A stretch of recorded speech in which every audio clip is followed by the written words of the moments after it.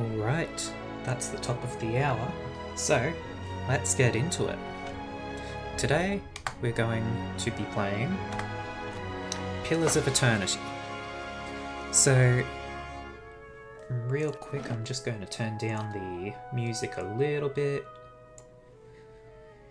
Music is very loud. So, before we really get started, I want to just do a bit of a talk. Pillars of Eternity is it's an RPG or a CRPG similar to big recent games like Baldur's Gate 3 or Divinity Original Sin 2. It is very highly rated, but it is a little bit older. It's about 8 years old now. It's still going to be good for that age. So the one thing is, it's not a Larian game. So I'm not expecting it to live up to other games that are by Larian, because in my opinion, they're just the best studio for this genre of game. On the other hand, that does not mean I expect this to be bad. This is made by Obsidian, who makes lots of good games, as well as being done in cooperation with Paradox, who also makes lots of good games. So, it's done by two good studios. I don't think, typically specialise in CRPGs like Larian tends to, as far as I know. So, it's not like going to be a flawless, perfect product, right? But it will be good. It will be very good. Now, the reason I talk about all of this is because I also want to bring up that this is an alternative for people who want to play something like Baldur's Gate 3, but do not have the money for a fully priced AAA game. So, in Australian currency, Baldur's Gate 3 would cost around $90. This, Pillars of Eternity, costs a little bit over $40. So it's less than half the price, and it is still going to be a very high quality product. I'm expecting to have a lot of fun with it. I'm only going to do one stream of it. It's just such a... It's going to be a deep game, and the genre is one where if you want to stream multiple sessions of the game, you're going to have to dedicate like every day for a long time to actually get it done. So I'm going to do one stream of it, and I'll be playing the rest of it in my own time. So that's what I wanted to discuss. Also, if you are like me and you've been getting every game that the Epic Store puts up for free, you will already own this. It will be in your library. So that's something that you can check. It went free there a while ago, so if you've only recently started grabbing those, you won't have it. But if you do, you do. If you don't, it's not very expensive. It's a pretty damn cheap game overall for being as big as those studios that worked on it are. So I think that'll do for talking. I've not played the game. I don't know much about it. I just know that it's good. So let's just jump in and see how it goes. Okay. Story tie. So difficulty modes are going to be important for something like this. I'm going to try and read these quickly rather than reading them out loud. Also gives me a chance to have a bit of a drink of water. Remember to hydrate yourselves as well.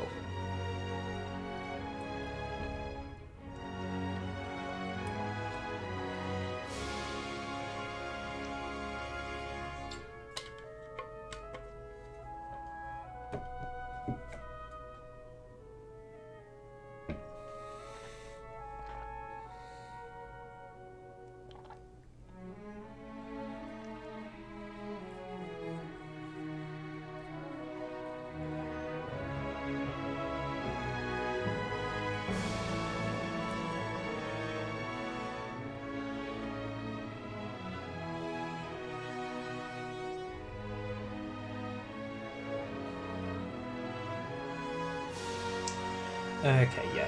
I'm going to stick with easy. Turn-based party... turn-based party RPGs I can handle, but this one is real-time, evidently. There is like a pausing mechanic, and you can sort of tweak when the game auto-pauses, so you can have it automatically pause after every action. But I'm not gonna, so I'll leave it on the easy difficulty. I play games to experience them, and that means I don't have to play things on the hardest difficulties. Some things I will actually play on hard difficulties, some things I like to just have it on a bit of an easier setting so I can enjoy it. So I don't think I'm going to be playing on expert mode. Disables helper features. And Trial of Iron would be Iron Man mode. Only one save file.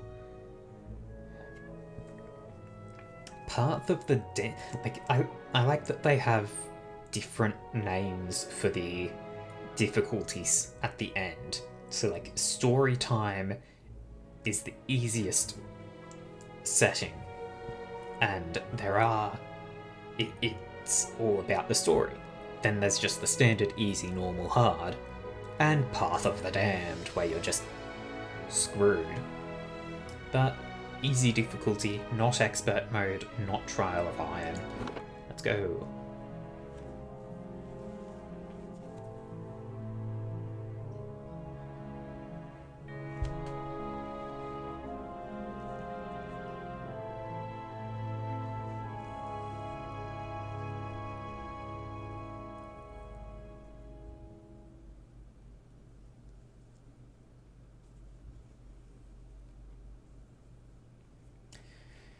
Well, I was expecting a bit more of a cutscene there. Was sitting Five wagons grope blindly for the path on a starless night, their master glancing ever upward to the skies for assurance that he is on the right course. A dim lantern his only protection against the encroaching darkness. But the skies bring no comfort, shining no light, betraying no hint of what they know. The caravan carries travelers bound for the frontier hamlet of Gilded Vale, you among them, where a local lord has offered land and wealth to settlers from abroad looking for a fresh start. You have taken suddenly ill, sweating and shivering, and one of the other travelers signals for the caravan master to stop on your behalf. He pulls up just in time to avoid plowing into the trunk of a fallen tree that bars the way ahead. You will go no further tonight. Okay, so that was more of what I was expecting with that slow pan before the loading screen. I was sitting there quiet expecting it to start some dialogue or something over it, but I guess there it is. Always give the hard mode a try. No, hell no. In an RPG like this, hard mode is gonna be hell. I would probably die multiple times in the tutorial when I don't actually have experience in the game.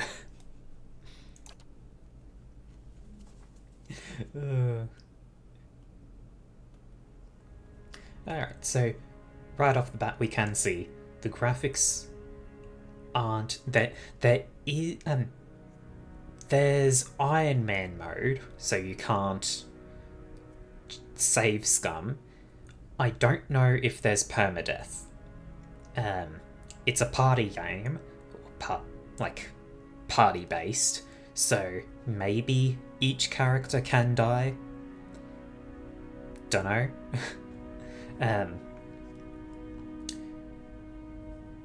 So right off the bat, we can sort of see the graphics aren't as amazing as the newest games, but it is like 8 years old. So, like, this is still pretty good, and it's not a game that you zoom right in on. You play it from a decently zoomed out position, so it's not like graphics are going to be essential. No permadeath, so you're all good in hard mode. I don't think that'd work out, because honestly, even if I can load back, combat is still going to be ruining me over and over again if I go for hard mode. So starting character creation with gender or sex, whatever. Yeah, I guess sex is the better term than gender, because it's the physical rather than the identification or identity. A woman's role is largely dependent on where she's from. In these places, I could click on these for more information, I think. Nope, just hover over them. I don't think I want to read all of the information, but I did just pick up the second last row in the middle of that, a council of 14 ducks. Like, I assume that that's like a title equivalent to Duke or something, but I like to think it's just ducks. They've just got a group of 14 ducks in there, and that's the council that leads this republic. So in these places, they often occupy domestic education and organization roles. They're hunters, soldiers, and leaders for the tribes of Nazitak in Erglanfath and Ixmital. Erglanfath makes me feel like I'm saying that real weirdly. That just looks like Welsh. And I don't know how to speak Welsh. In these two, women and men have more fluid social roles. In all societies, there are exceptions to the rule. Women can be found in a wide variety of stations and professions. And then men have other roles. So, military, politics, heavy labour in the first two. Homesteading, organisational duties in the second two. And then the more mixed roles. So, basically what it's saying is that it doesn't matter what you choose. Like, that between the first two and the second and the tribes, the roles are switched, and then the last group is mixed. So, like, you can pick either gender and have it make sense within the setting to be whatever, and like have whatever sort of character you want, because you can just pick the culture that works for it. I am, of course, going to be playing a male because I am. Race. Okay. Humans are the most common. Not as large as the towering Aumaua, humans are known for their strength and willpower. So, resolve is the willpower stat, essentially. Useful for mental intimidation, leadership, convincing performances. In combat, it helps maintain concentration and contributes to the will and deflection defenses. Okay, might is physical and spiritual strength. Oh god, spiritual mixed in there. Okay, that's going to make it a lot more complex. Brute force, as well as the ability to channel powerful magic. So might is just offensive power in general, because it's physical, spiritual, and magic. So might is just how powerful your offense is.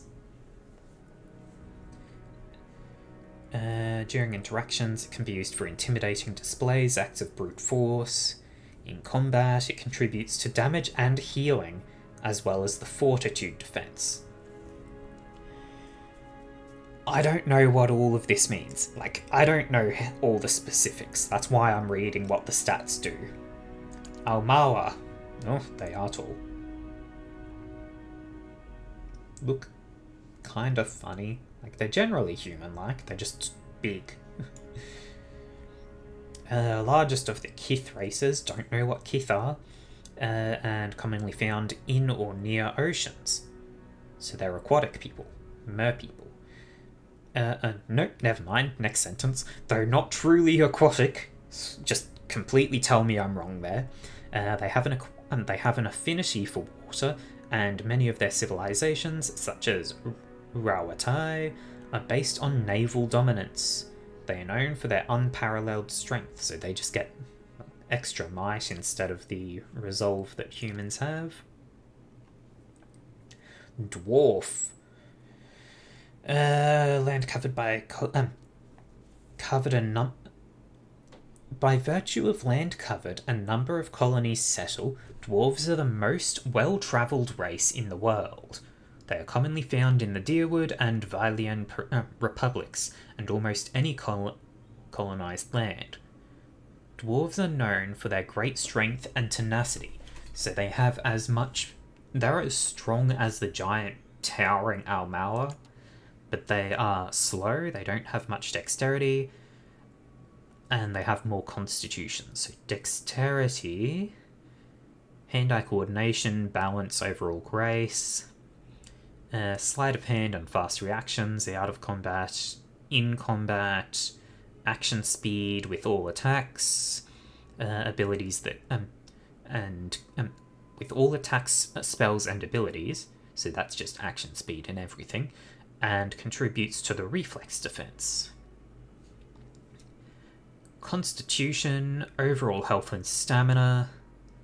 Not used much in interactions, sometimes checked to withstand pain or endure physically taxing ordeals. Affects maximum health and endurance and contributes to the fortitude defense. So I don't actually know what sort of character I want to build yet, so I'm just going to take my time and consider all of these. Elves are known for their speed and intelligence, as well as a commonly isolationist nature.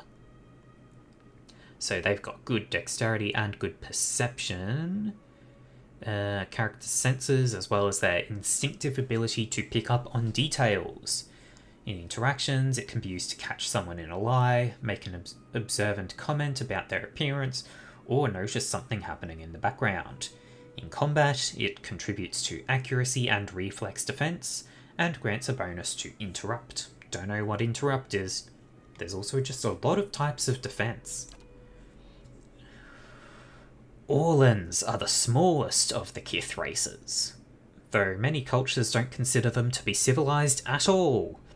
Also notable for their large ears, two-toned skin, and hirsute bodies. Hirsute? I assume that's right. Who knows? Orlans are commonly found in Erglanfath and Ixmital Plains, and the Dyrwood. They're known for their mental intensity and sharp senses. So they've got extra resolve, which is mental and let's try that one again.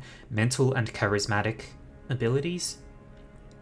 They have lower might, so they do less direct damage.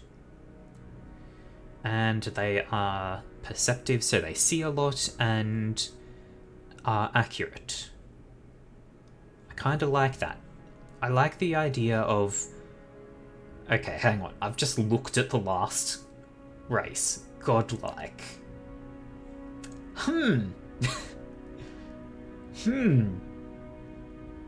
Okay then. The godlike are children of the Kith, civilized races, who have been blessed with physical aspects associated with the gods, though some do not consider it a blessing. These aspects may take many forms and often come with mystical powers. Aberrant head shapes are typical, and godlike are unable to wear protective headgear, as it is near impossible to find anything that fits. Because of their unusual nature and their inability to reproduce, godlike are often viewed with fear and wonder. So they're the only ones that interact with the intellect stat. Represents logic and reasoning abilities. In interactions, it can be useful for deduction, sudden realizations, and problem solving.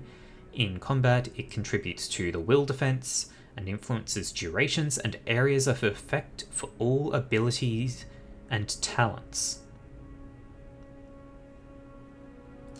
So I like the idea of making a charisma character. So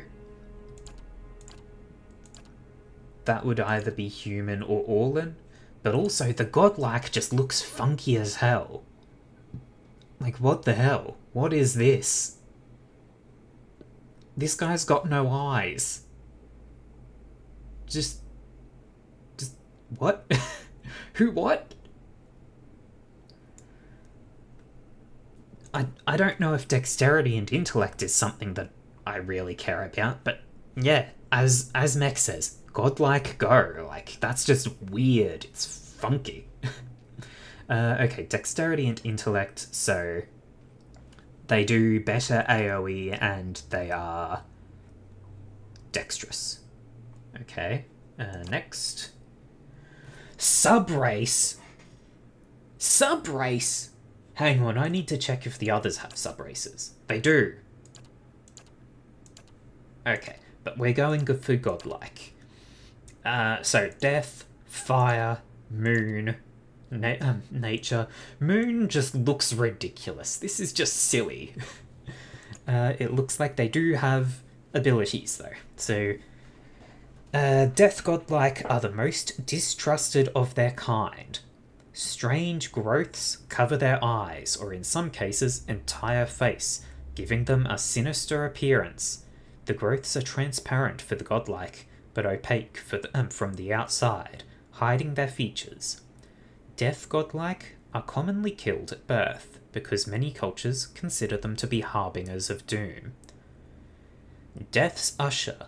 When death godlike attack an enemy with 25% or less endurance, endurance is short-term survivability.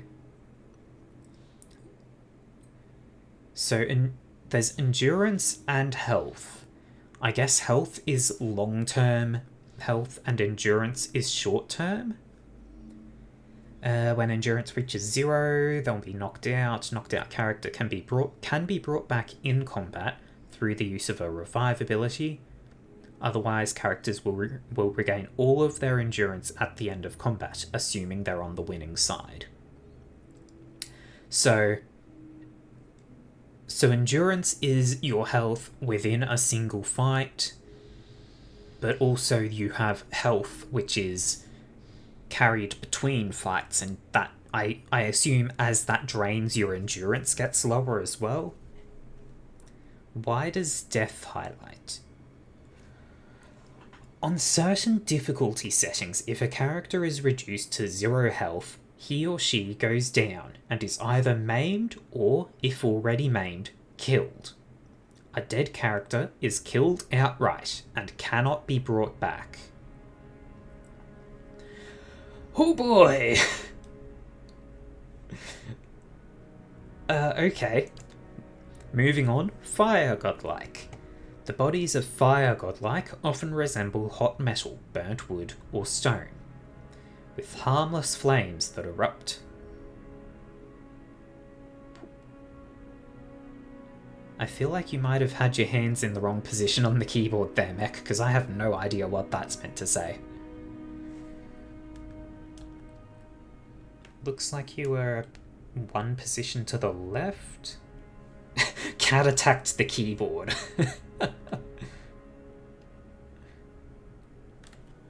That makes sense, okay. Let's see.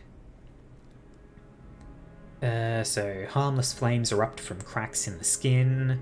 They're objects of both reverence and fear in the Deadfire Archipelago. Many locals believe they have the power to awaken volcanoes, or that killing one will cause a volcano to awaken. In the Dyrwood, fire godlike are often seen as a sign of the blessing of Magrin, goddess of war and fire. Okay, I don't need to hover over that name then. Battle Forged. When reduced below 50% endurance, fire godlike glow like metal in a forge, gaining damage reduction and doing a small amount of fire damage to any creature who hits them in melee. So, they're good tanks, I guess. You want to be tanky as a fire godlike, so you've got a lot of health and you can just eat all the hits, be real chonk.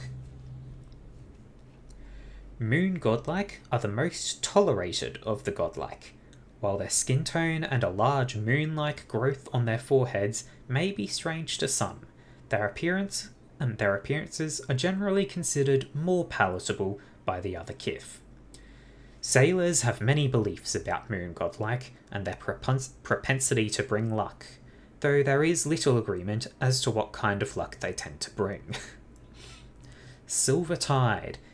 Every encounter, when reduced below 75 to 50 and 25% endurance, moon godlike generate waves of healing moonlight that restore endurance to them and their allies. Alright, pretty cool. Nature godlike. Appear to be a fusion of human and animal features, often covered by plants, moss, or fungi. This has led to the common stigma that they are diseased, and many are killed at birth because of it. Many druidic orders have a keen interest in nature godlike, because of their general curiosity as to how souls occupy animals, plants, and stones. Wellspring of Life grants a bonus to might, constitution, and dexterity when endurance is below 50%. So, Death godlike deal more damage to enemies that are on the brink of death. Fire godlike tank real good and do some retaliation damage. Moon godlike heal everyone. And nature godlike get a buff when they're low. Either death or fire, Mech says. I mean, they do both look pretty epic.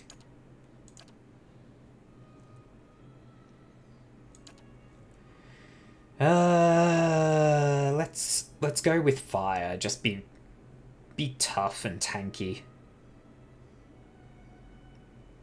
So damage reduction works as a value, so this just saying gaining damage reduction doesn't tell me how much it's going to reduce, but whatever.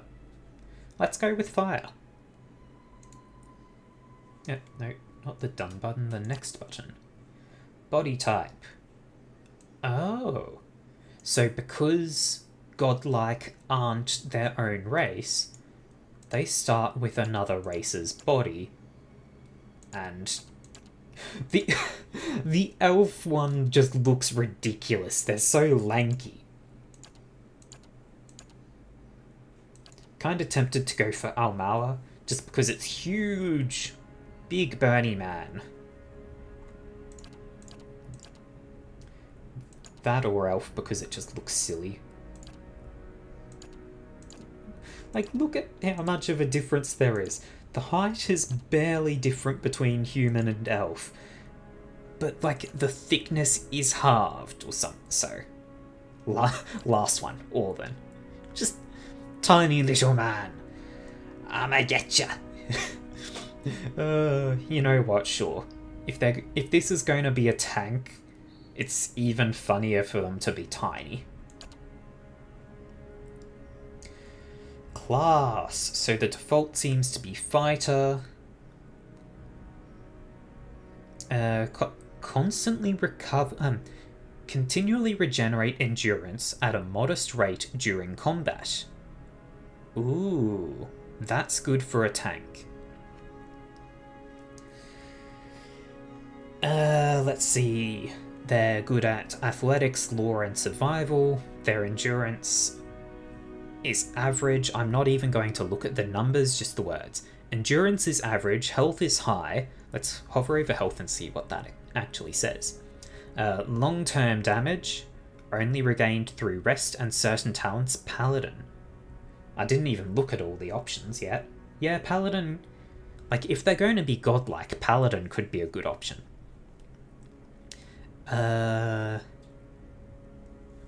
So, only recovered through rest and certain talents. Damage that is not absorbed by damage reduction goes straight to their health and endurance.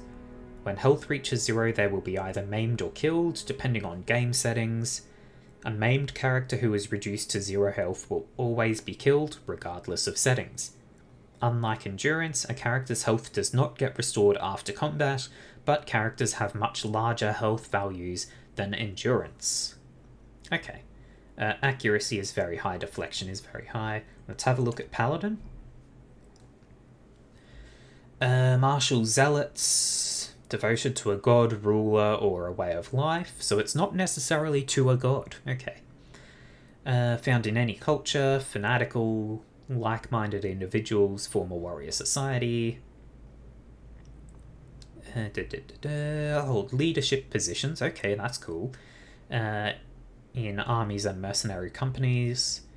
In the heat of battle, their fanaticism often overrules the chain of command and common sense.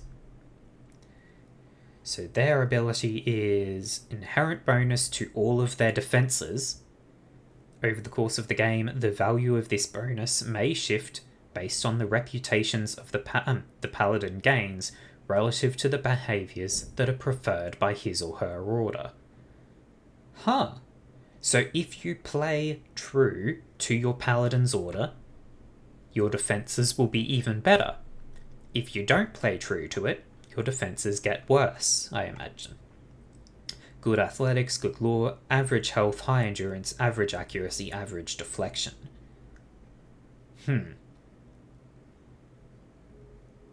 Now, because both endurance and health are lowered over as you take damage, having the fighter's endurance recovery is less amazing. Let's still have... So Paladin is probably a good option. But let's have a look at the others. There's a lot of text, so let's just go for the abilities. Barbarians, when hit in melee, or hit with melee attacks, automatically make reduced damage attacks at all other enemies within a short distance of... Nope, sorry, I'm reading this backwards. When barbarians hit with melee attacks, so not when they are hit, but when they do hit with melee attacks, they make attacks against all other enemies in short range at reduced damage. They've got good athletics and survival, they've got very high endurance, very high health, average accuracy, and low deflection. Chanter. I presume they're some sort of magic person. Continuously speak chants made up of magical phrases. Phrases produce passive effects and help build a chanter's power until they can use an invocation. Invocations are powerful magical effects that chanters can create after they have spoken a required number of phrases through their chants. They're good at lore and mechanics. They have very low endurance, low health, average accuracy, and high deflection. So they're a long-ranged person, I guess. They want to stand back a bit. Priest. And generates a modest amount of endurance for their allies around the priest. Any enemy vessels caught in the area take burn damage and may be frightened. The fact that vessels is capitalized makes me think it might be a special type of enemy, like undead or something. Over the course of the game, the power of this ability may shift based on the reputations they have and their relative to the behaviours that are preferred by his or her deity. They have access to a variety of support and some offense-oriented spells. Every 2 levels, they automatically gain access to additional set of spells. Their spells can be cast a limited number of times per rest.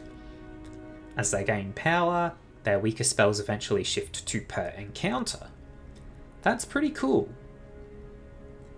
They're very squishy. They're not accurate.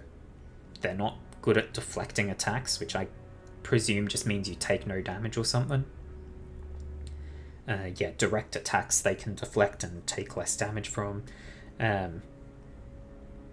So, direct combat priest is not very good, but they have good buffs and spells. Cypher. Directly target allies and enemies with powerful soul-focused effects. Cost focus, which Cyphers build through the use of their soul whip. No clue what that means. Stealth for mechanics. Not very tough, but decent accuracy, so you want them sort of sideline fighters. Rangers, Animal Companion. Fights at the Ranger's command. Valuable for its ability to run interference. They don't do much damage, but they have high damage reduction, so they don't take much damage. The link is powerful. If one goes down in battle, the other suffers as well. Rangers have good stealth and survival. They don't have very high endurance, but they've got good overall health. They've got very high accuracy and average deflection. Druid. They've mastered 1 animalistic form, gives the druid strong melee abilities, and grants an additional power while shifted. They also have spells, limited number of times per use. Weaker spells eventually shift to per encounter. Lore and survival, not very tanky or accurate, but they're meant to be in animal form when fighting, I guess. Rogue, they do sneak attacks, apply special status effects. Also applies to anyone that the rogue strikes within the first 2 seconds of combat. No, okay, let's reread this. Applies bonus damage when the enemy is afflicted with status effects. Some stealth, some mechanics, low health, very high accuracy, low deflection, so they're a sort of glass cannon, as you'd expect of rogues. Wizards, mid-range attack, hits a small area for raw damage and can leave targets dazed. That's a lot of talk about their spells. I'm not reading it all. Very squishy, as you'd expect of wizards. And monks, when they have no weapons equipped, their unarmed attacks are exceptionally powerful, continue to increase in damage as they gain levels. As monks are damaged, their pain generates wounds. Wounds can be used to power many of the monks' special abilities. They have stealth, athletics, survival, decently tough as well. But I think Mech called it right. Paladin just seems like the best option. Paladin Order. This one is actually going to be important because Paladins vary in ability depending on how well you play them to their order. So I am actually going to read these. Soldiers dedicated to conducting warfare mercilessly and with extreme brutality in order to bring a swift end to conflicts. Because they are renowned for their terrible and unyielding nature, most nobles will only call on them as a last resort. The Bleak Walker's behaviour reinforces cruelty because the quickest resolution to a battle is one in which the Bleak Walker's arrival is announced and a surrender immediately follows. To ensure that people understand that no mercy will be given by the Bleak Walkers, they never give quarter under any circumstances. Why would the enemies surrender if they never give quarter? So they favour cruel and aggressive dispositions, they dislike benevolent or diplomatic ones. Darkosi Paladini, the oldest known paladin order in the world. They were founded as the guards of Darkosi Palace in Grand Valia over 2,000 years ago. Since the shattering of that place, the paladins have transformed into protectors and ambassadors for the immense Darkosi family, as well as old Vailian culture. The Darkosi Paladini are widespread and occasionally even come into conflict with each other due to the machinations of the Darkosi family. Paladins of the order are renowned for their wit and love of life. So they favour passionate and clever, dislike cruel and stoic. The Gold Pact Knights are an order of mercenary paladins who sell themselves for all sorts of defensive and offensive engagements. They emerged on the Pearl Coast a few hundred years ago and managed to survive the destruction of the dwarven nation that created them. Gold Pact Knights are not especially brutal and are willing to shift direction based on the desires of their employers. As their name suggests, the Gold Pact Knights believe payment forms a binding contract. They are known for being non-judgmental, professional, and impressively mirthless. So they are stoic and rational. They don't like passionate or aggressive. Kind Wayfarers. The most widespread paladin order, the Kind Wayfarers are guides and protectors for travellers, often people of limited means travelling in dangerous areas. Kind Wayfarers lack the noble prestige of other paladin orders, but are widely respected by commoners for their generosity and compassion. Kind Wayfarers lack a centralised structure, and many members operate independently in remote areas, though the order is known for not being wealthy.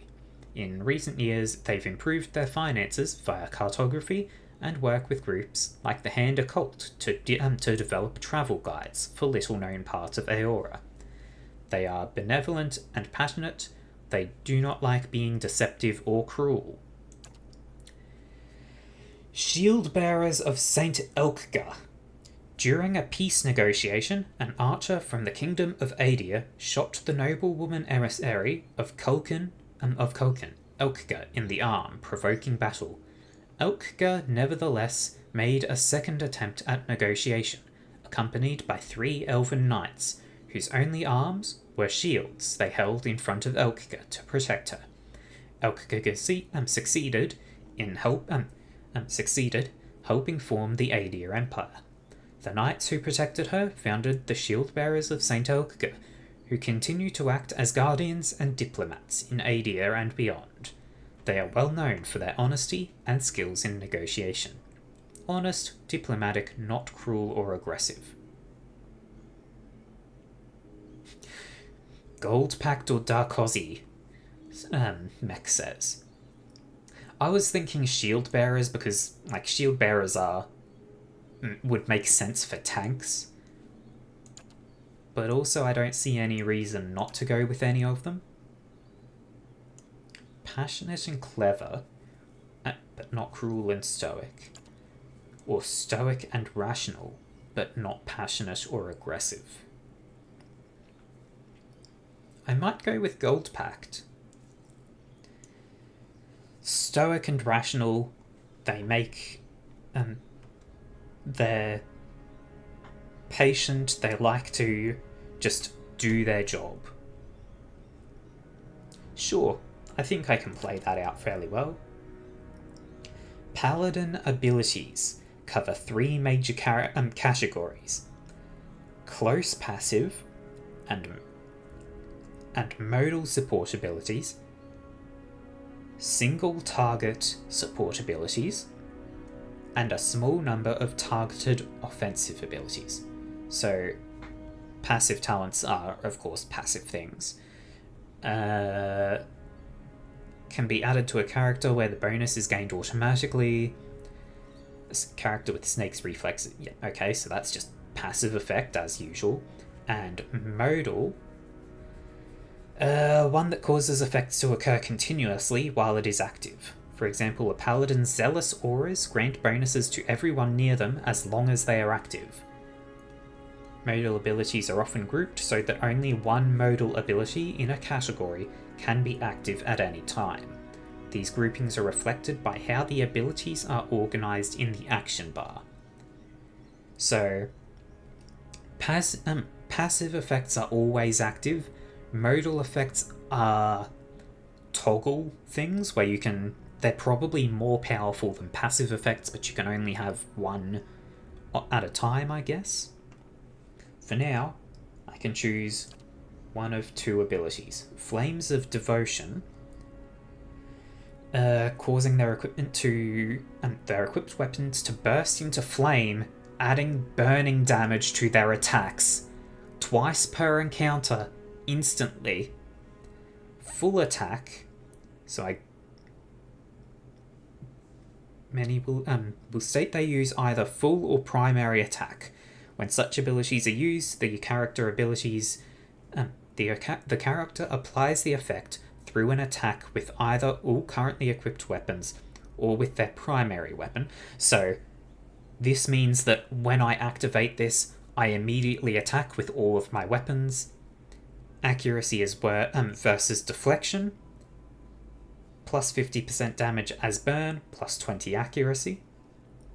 Can do that twice per encounter. Or I can have Lay on Hands. Heal with the touch of a hand, recovering a substantial amount of endurance for the paladin or an ally. I mean, come on. We're a burning godlike guy, right? We've got to go for the flames. Like, rationally, if I want to be a tank, it'd be Lay on Hands. But Flames of Devotion, we're a fire person, come on. Attributes. Okay, so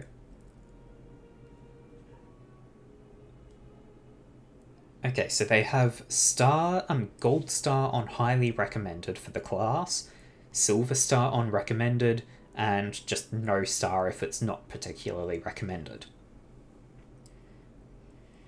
So Resolve is highly recommended. Constitution, Might, and Intellect are all recommended. So increased area of effect, duration, and will. I'm just going to pump this up to 15, I think, because that's going to be important. If I want to just get in there, I might do something like that. Or I might even bring up Constitution to 15. Okay, hang on. Plus 15 concentration, 5 deflection, and 10 will. So that's some changes. An extra 5% endurance and health per point in this, as well as plus 2 fortitude. Resist attacks on the internal physical system of the character, such as poison and disease. Okay.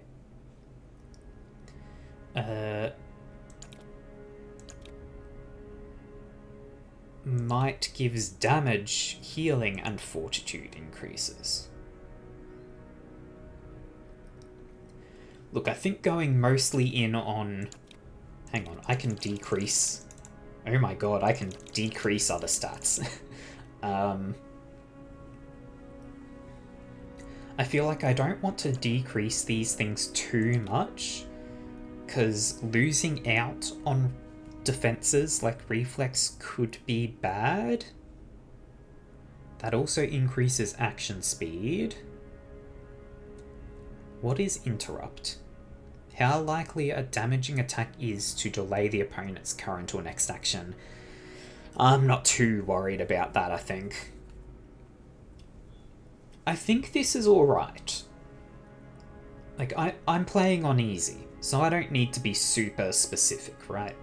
I just pump up Resolve because it's the talky one, as well as being, like, focused and having toughness. Can't be interrupted as easily. Constitution gives me more health, that's good. Might gives me more damage, that's good. So this guy's just going to get in there and smack things, but he'll also be able to talk nicely. Culture. Okay, so I can choose... Hang on. Perception, Might, Constitution, Intellect, Resolve, Dexterity, Resolve. 1, 2, 3, 4, 5, 6. Okay, so that is all of the stats covered by culture. Okay. Let's have a look at the cultures and see. Largest, most powerful force in this part of the world. Tropical climate. Numerous colonies. Majority is human and elven.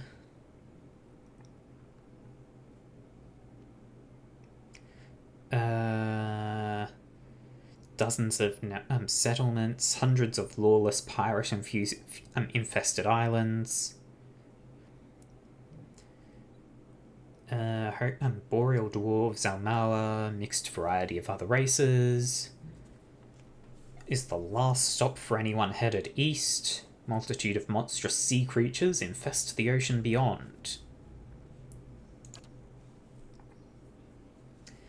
Large expanse of fertile savannas. Extensively farmed by human and Orlan residents.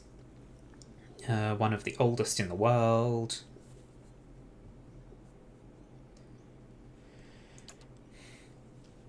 That also increases resolve, so I like that, and also this is an Orlan technically. They're an Orlan that has been born with godlike influences. Once the crown jewel of the southern seas, it's now crumbled remnants of an empire of warring merchant nations. Many humans and dwarves among their ranks. Okay, rich cultural heritage.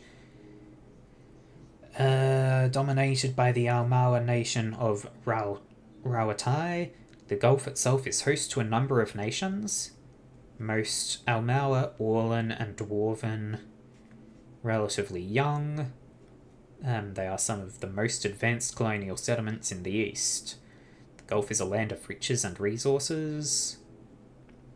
Could be good to take this because it's Constitution, which will make me even tankier. The Living Lands, mountainous region of a large northern island renowned for its diversity of plant and animal life. Weather is unpredictable, its ecosystems vary dramatically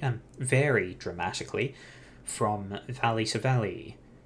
Home to an assortment of races in a variety of colonial and independent settlements. The White That Wends. A large, cracked southern expanse of polar ice, the White That Wends is home to pale elves and small colonies of daring explorers, outcasts, and adventurers. While virtually no plant life grows in the White, it is home to many hardy species of dangerous animals that forage from the sea or prey upon each other to survive. Let's go for Rauatai. Orlan can be found there. It gives me more constitution so I can be even tankier. Background. Lived among nobility. Marked by lavish meals and extravagant parties? I don't think so. Accumulated miscellaneous knowledge and trivia, often occult and esoteric topics. Outside of conversations and scripted interactions, it's used to activate scrolls. Higher lore values allow the character to use higher level scrolls. Dissident. A troublemaker, disrespect for authority, a lack of care regarding rules. Stealth and lore up. Drifter, never quite fit in, no matter where you go. Just a place to rest briefly before moving on to the next. More comfortable on the road and travelling the world. Stealth mechanics. Traps and locks can be a problem. So you're good at picking locks, disabling and finding traps. Can place traps of their own. Okay. In conversations and scripted interactions, can be used to activate or disable a variety of machines. Hunter. Live for the thrill of the chase. For glory or sustenance, you've made your life taking the lives of wild animals. Labourer. Your life has been spent in the study of your craft. You trained and prepared, hoping to hone your skills and ply your trade. Athletics and mechanics. Mercenary. Blade and battle is your way of life. You solve your problems by pulling out your weapon and applying force. Athletics and lore. Merchant. Traded goods from all over the world, pairing items with buyers of all kinds. Scholar. Scholar and aristocrat have the same bonus, so this is just flavour.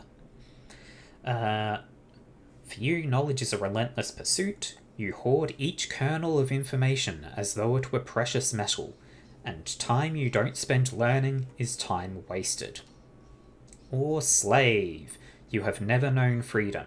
Shackles and chains have bound your existence, and someone has told you what to do your entire life. Gives you athletics and survival. I don't know how important lore will be to me, but, well, I could go for labourer. I'm thinking labourer or mercenary seems to fit better and best with the gold-packed knights. Athletics and lore or athletics and merchantry. Mechanics, rather. Athletics and mechanics.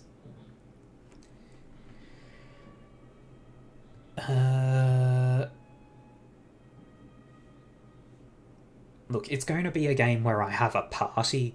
I can leave mechanics to like a more roguelike person, I think. Let's go for athletics and lore.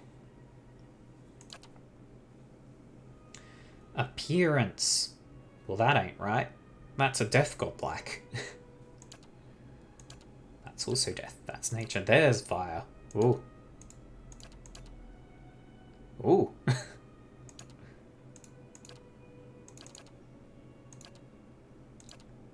I like this. Colors. Oh, that's for armor. I was hoping I was about to change the fire to be some absurd thing like green and purple.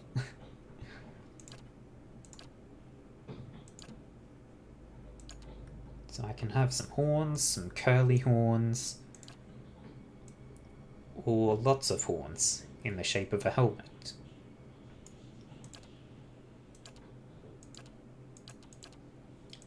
Well, this guy looks silliest, so that's what I'm going with.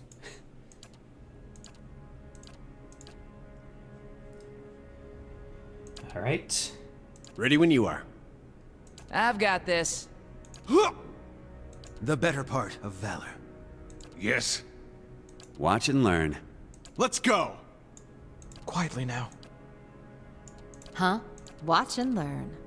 They won't see me coming. Yeah? Follow me.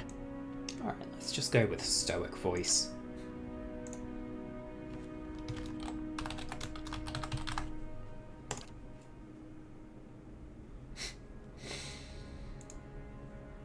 I'm not. I could name this guy Bernie Sanders, but I'm not going to. Actually, what the hell am I going to name him? I don't know. I'm not good at naming things.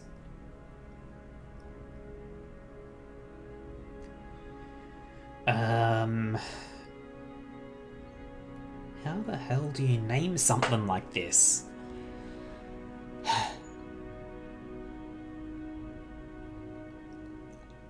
Honestly, screw it. I'm not going to be creative. I'm just going to name him Hound.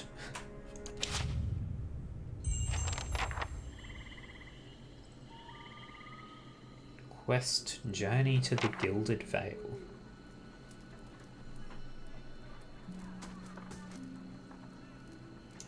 The caravan master finishes addressing the group, his bushy red mustache sagging jowls quivering as if for emphasis. Everybody stays close to the wagons, got it? Stay out of the woods, and beasts take you if you were planning a stroll through those ruins up there. He nods towards a looming black mass on the hillside. Whole area's crawling with hut-dwelling types who'd be happy to stick an axe in you for trespassing. So mind that you don't track mud on their sacred blazing rocks. Tonight, everybody stays put, and in the morning we'll get the path cleared. Gilded Vale's less than a day out. Understood? At last, the caravan master turns to you, frowning as he looks you over. Touch of the rumbling rot, could be. There's a stinging beetle round here carries it. You'll be fine once it passes your innards. Unless you don't drink water, course. Which case you'll be dead in a day. There's a berry grows in these parts, small and pink, called a springberry. About the size of a fingernail. Give you cramps if you eat it, but the frontiersmen make a tea from it. Calms the insides. Should get you through the night. You might check around, see if you can find some. Meanwhile, I'll see if we can scare you up some water. I know you want to hunt before it gets much darker, but see about refilling our water first. Got a sick one here. So Udema looks over his shoulder at his assistant, a lanky, intense man named Sparfel, who carries an old sun-bleached bow. Then he says that. He nods in your direction. Sparfel nods and slides the worn bow over his shoulder. Where would I find Grow these on a berries? bush that's common round here, kind of funny looking. You'll know it when you see it. Doubt you'd have to go far off the road to find one. What are those ruins? Nothing you won't see on half the hills of Air Glonfoth. Money to be made selling their knickknacks in Defiance Bay, if you don't mind getting stuck with Glonfoth and arrows now and again. They didn't build them, but I'll be the effigy if they don't watch them like a mother bear. Of course, all the ones around here have been ransacked 10 times over. Got nothing left worth half a pond, so I hear. Your character's attributes, skills, class, race, culture, and sex may all open up options for you in dialogue. These options are not necessarily superior to other responses, but give you a wider variety of choice to select from. The manner in which someone responds to your choices depends on their individual personality and attitude. Okay, so it's not a system of you have a dialogue option that you have because you've got enough perception. So that option is definitely better, right? They're saying it's different, it's variety, but it's not necessarily better. Who did build the ruins? Got different names for them. Settlers called them Ingwithans. Nobody that liked them enough to stop them becoming ruins, tell you that much. Fair enough. Is it dangerous out Not if here? you hurry about your business. And not if the weather holds up.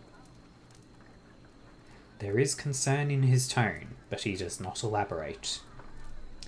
What kind of weather do they get out here? This time of year, rain mostly, and wind. But there's a different kind of wind out here time to time. Locals call it a Beowick, born out of the ether, the spirit's path. Never seen it myself, never care to. So, what are these huge rocks coming up out of the ground? They don't got Adra where you come from? Well, it just grows up out of the ground like this. Goes deep like tree roots. Some of it all the way to the heart of the world, you believe the stories. It's more like a shell than a proper rock. Easier to work if you're a mason. Got all kinds of strange properties. Seems to have some kind of life of its own. Dies if it gets dug up. Loses its luster. Folks think it probably grew at one point or another, but not these days. The soul butchers in Defiance Bay use it for different things. I've heard tell it can hold a man's soul, but I don't care to see it. Got enough to worry about without seeing something like that. I'll go see about those berries then. Hold on. Take someone with you. I know you're not some helpless tenderfoot, not like most of this lot. But you drop dead, I don't want to be looking for the body. Got a schedule to keep. He scans over the travellers, resting his eyes at length on a sturdy, armour-clad woman who has spent the journey's nights sleeping on uneven ground without blanket or pillow. Kalisha. Kalisha! The woman looks up on her own time. He needs to find some springberries. Watch that he doesn't drop dead. No promises. What kind of guide says something like that? Kind you can afford. Don't listen to her, you're in good hands. And I pay too well, if anything. Off with you. Hayden should have supplies. See that you're equipped before you head out. We're in harsh country. Get your berries and hurry back. And if you get so much as a tickle of wind, you drop everything and you run. Something in the air tonight. If it's a Beawick, we'll shelter in the ruins. Hut dwellers be damned. You heard the man. Let's get going before you keel over. Welcome to Pillars of Eternity. If this is your first visit to the world of Eora, you might want to watch these windows to become familiar with the tools and interfaces available to you. Your party always consists of your character and up to 5 additional companions or adventurers. While the caravan is camped outside the Glanfarth ruins, Odema has assigned Kalisa to help you. Kalisa is a fighter, a class that excels at close quarters defense. Use her abilities to complement your own. To select a party member, click on their selection circle, their portrait, or press the number button that corresponds to their position in the party, starting with 1 at the left. So I'm 1, Kalisa is 2. To select multiple party members, click and hold anywhere on the screen and drag the marquee over the circles of the party members you'd like to include. To move selected party members and selected characters, click anywhere on the screen where your cursor is a circle of 4 wedges. So like this now. All selected characters will path to the corresponding position in the formation. If you see a red circle with a slash through it, you cannot walk on that part of the map. When multiple party members are selected, the action bar is hidden. To see an individual character's options, select only that character. Okay, so if I select only, can I just? Or have I got What you multiple need? selected already? No. Yeah.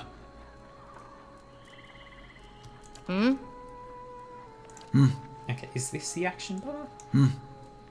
I guess so. Yeah, I guess so. Alright.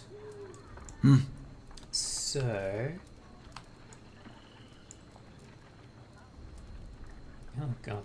I have to make sure I cage my cursor. Because it looks like we've got scrolling by the...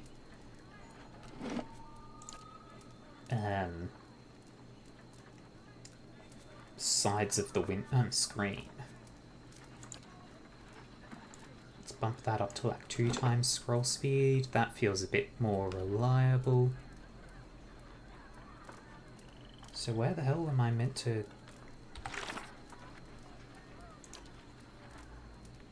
just collect some springberries? Right. I guess we go this way, because we were told not to go into the ruins. Up above.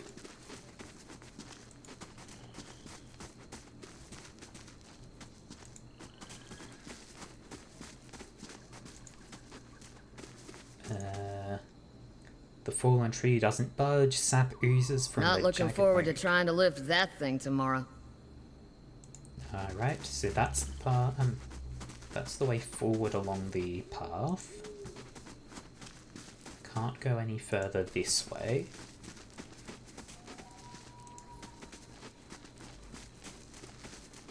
Maybe something over this way. Oh. Exploration. Let's try that again. Exploration is key in Pillars of Eternity. As you make your way through the Eastern Reach, open the area map to see what parts of the map you've already been to and what's left to explore. How? Is it one of these buttons? Map M? Okay. So that's the area map, this is the world map.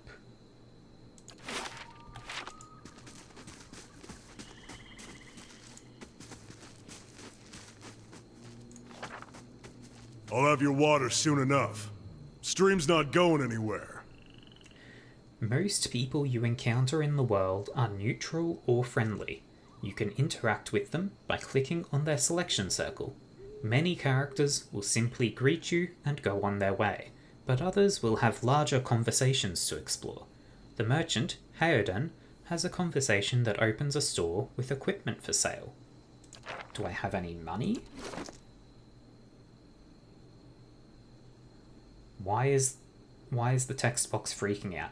Cloak of the Obsidian Order, Tiny Obsidian Worm, Gaun's Pledge, which is a ring. Grants Gaun's Pledge, 2 per rest. Grants the ability to shield the wearer from the myriad perils that plague the world of Eora. An aspect of the god Aethys, Gaun represents the harvest of old age, symbolized here by the many interlocking sickles that form the ring.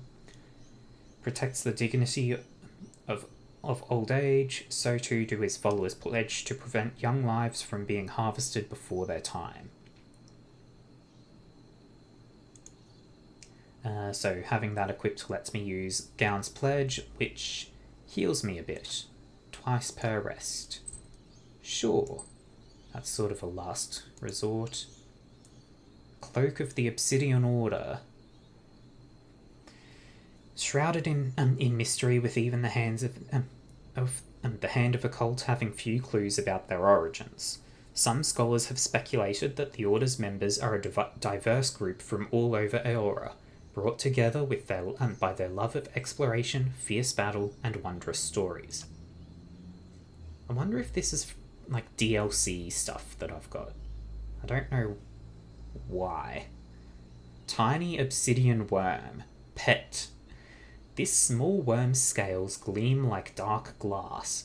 The creature all but vanishes in darkness, save for its bright little eyes, like twin rubies, and the faint smoke rising occasionally from its nostrils.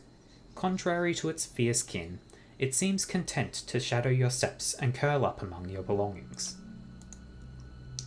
Giant miniature space piglet. Excuse me? This tiny titanic pig has an otherworldly appearance that seems to be at odds with its endearing behaviour. It follows you dutifully and requires nothing in return, save companionship. What? I'm sorry, what? Giant miniature space piglet. Tiny titanic pig. I have to equip this just to see. It's just regular pig-sized. What was the button for inventory? Okay. And if I have the dragon? I think I prefer having the dragon as a pet. It's got no effect, it's just cosmetic, so sure. It's just wondering. So double check. Favoured dispositions are stoic and rational. Disfavoured are passionate and aggressive.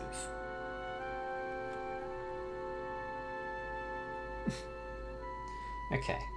So I've got a whole character sheet, but whatever. Strange illness. -3 fortitude, -3 concentration. That is rude. Anyway. See if we can find the berries down here.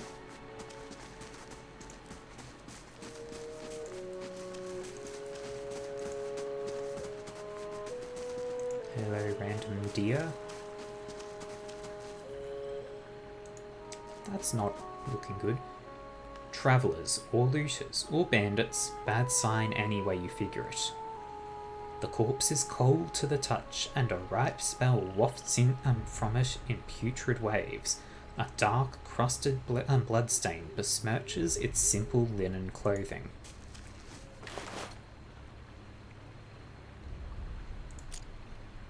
Get a lockpick, get some leather armor, which is only medium, but okay, I can't boot that one.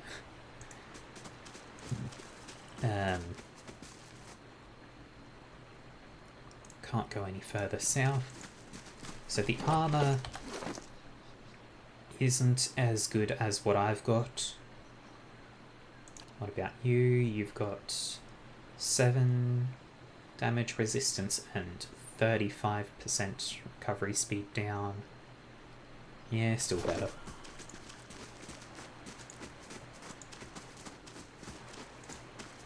So I guess we go across the bridge. I know I've completely ignored the fancy ruin that's... Use the tab key to to highlight interactive objects in the environment. Okay, so if I hold it, you can see this bottle glows blue. Not the most obvious highlight, but it's something. Nothing down here. Nothing over here.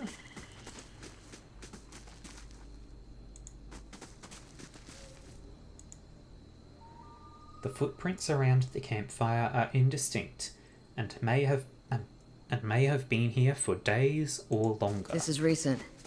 Not good. Beer.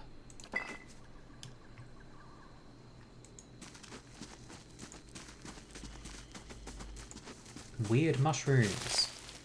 Deer cap. Can't go any further that way or that way, so I guess we go up. I can press D to enable fast mode, so we run around even faster. Or even faster, I say, just a bit faster.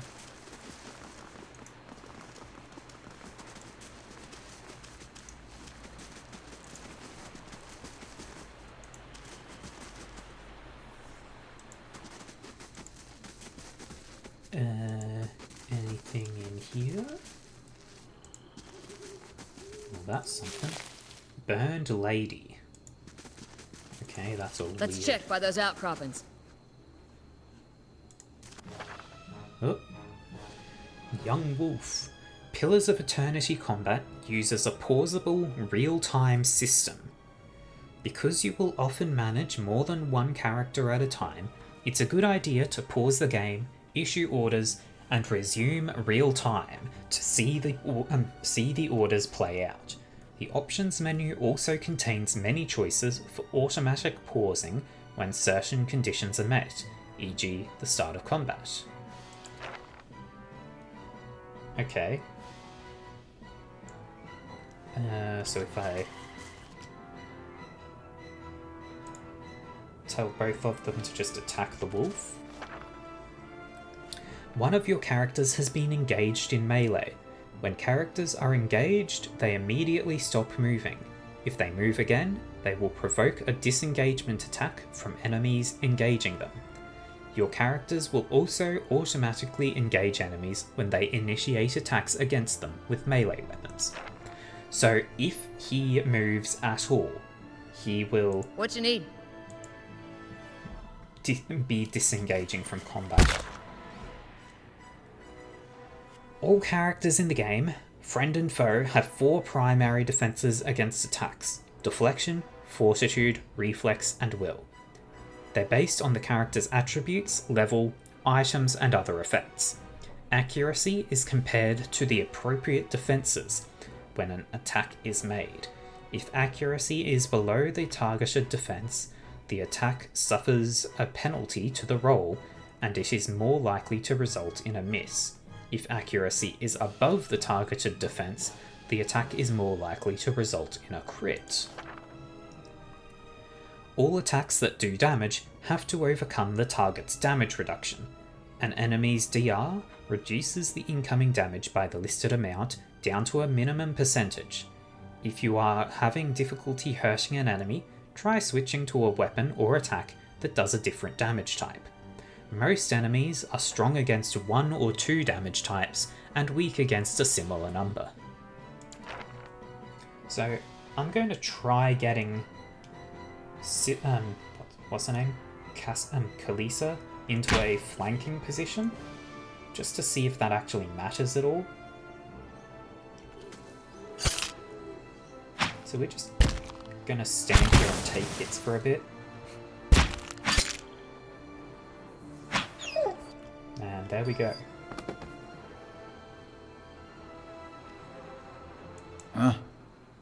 Right, combat over. We can loot the wolf's hide. Those would be the berries.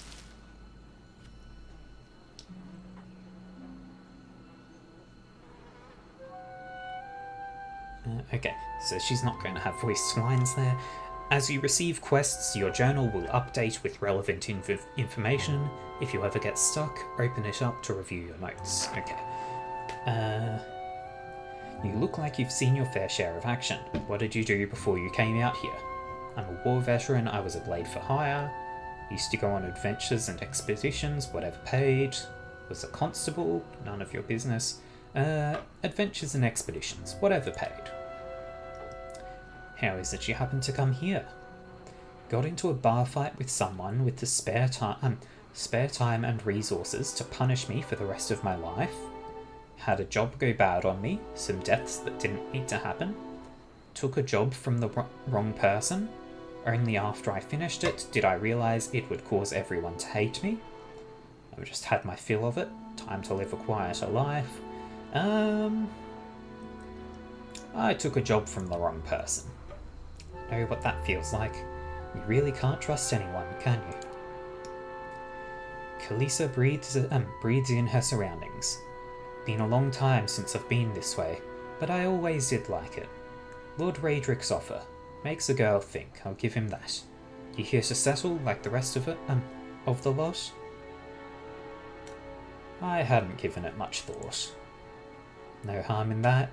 Might as well see the place first. So, you must have some other plan in mind for coming this way. Hope to meet someone and fall in love. Probably the same things I did before. Just looking for some adventure.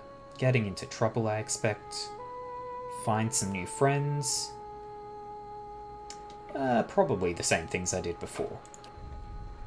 Just the scenery'll be new then. Sometimes that's all that's needed. Anyway, I'm wasting time here.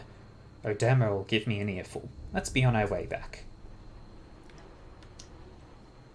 Why are you here?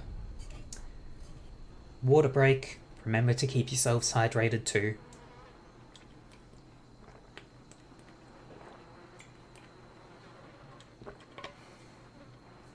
Kalisa sighs unevenly. Her eyes search the ground at her feet.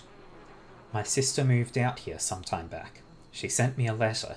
She seemed worried, but that's how she always is.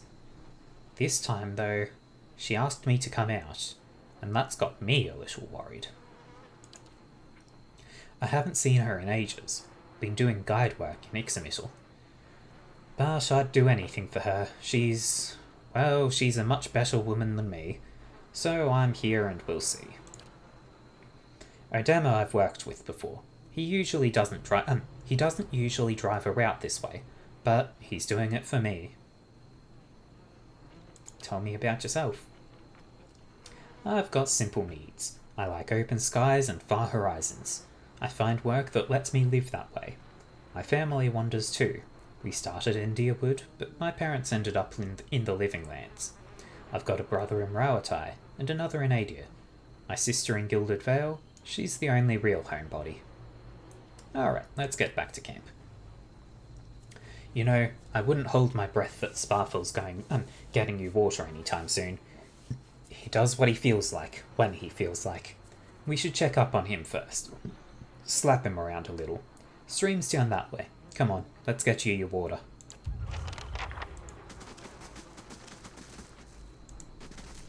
Now, the quest did say to go find Sparfell, but why do that when we could keep exploring and loot? This path winds through You shouldn't stray too far. Okay.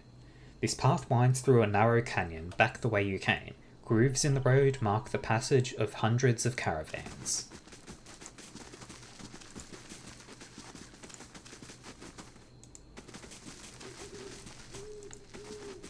So I guess we run on down to the...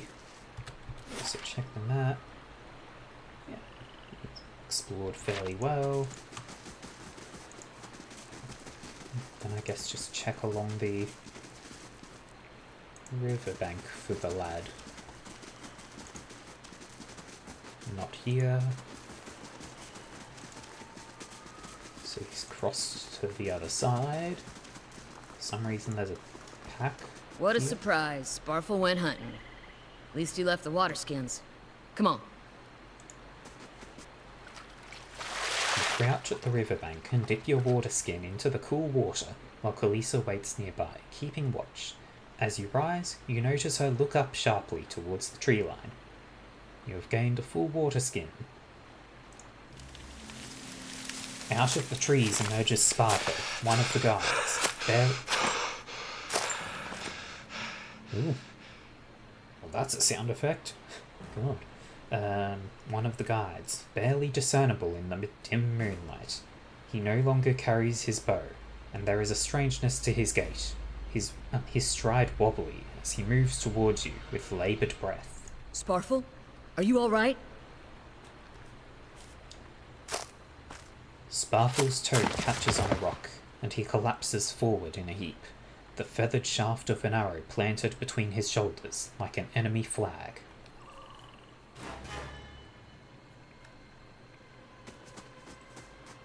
Ambush!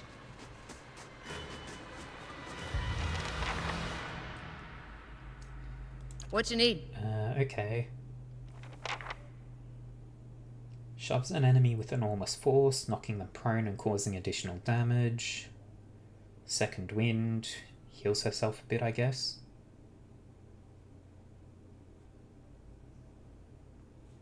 Alright. You go fight him. I will go fight this one. We should be alright. We're on easy difficulty. Sometimes a weapon or spell simply isn't well suited to penetrating an enemy's damage reduction. When the attack hits, the DR will wipe out all but a small percentage of the incoming damage. You'll hear your characters complain about it whenever it happens. Take heed, note the damage type that's being blocked, and switch to a different weapon or spell that does a different damage type.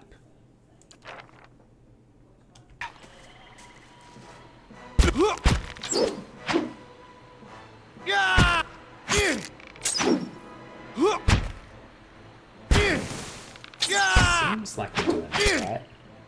Yeah,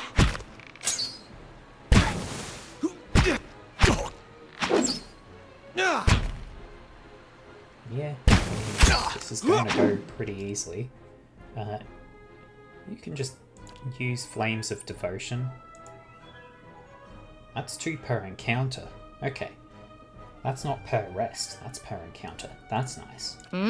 What's this? This one is 2 per encounter. Alright. But I can't use it on him.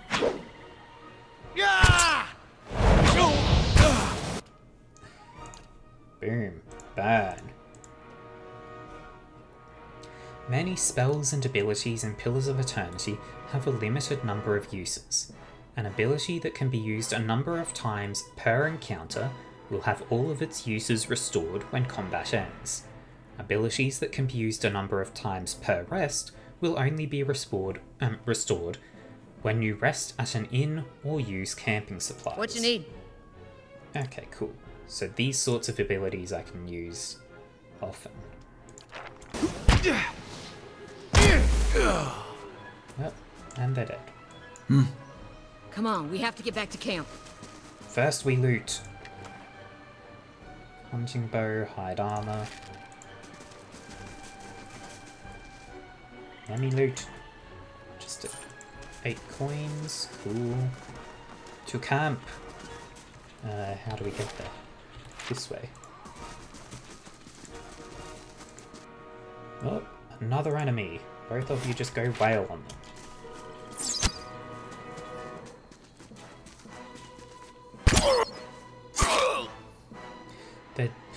Hang on. Pausing for a moment, down in the bottom right here, Glanfarth Hunter grazes Kalisa for 0.7 piercing damage. What? They've got fractions of damage numbers? What? Wow, okay. We can just burn this man.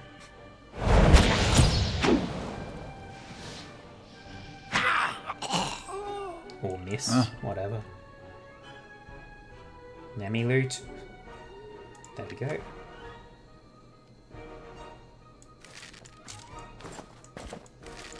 Put everything onto the main character because I don't know how long we're going to have. Sure. Kalisa. Okay, turn off fast mode. I'm Farthen Leader. All around you lie the massacred remains of the other travellers, peppered with arrows and knife hilts, splayed and bug-eyed and filthy. Kalisa puts the back of her left hand to her mouth, as if to ward away some poisonous vapour. A handful of dark figures stands above the fallen, treading on limbs and backs and heads, jerking their axes from bodies, as if from half-split logs. One of them, towering and severe with a thick beard tasseled with knots, holds a wet blade at the neck of the man you recognise as Heoden, the last of your caravan left standing. Lay down your arms, trespasser. Do not forfeit this man's for a life you will lose.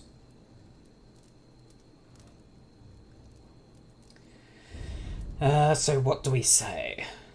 Why have you done this? The ruin has not been sullied by our hands. We have not trespassed, we merely wish to pass through. I don't know what they did, but I didn't have anything to do with it. Murderers, you will pay for each life. You will try to kill us all either way. Why make it easy? We have not... the ruins have not been sullied by our hands, men of Iron Glanfarth. Your words carry no weight, when I have seen the truth with my own eyes. Blood must be paid for this intrusion.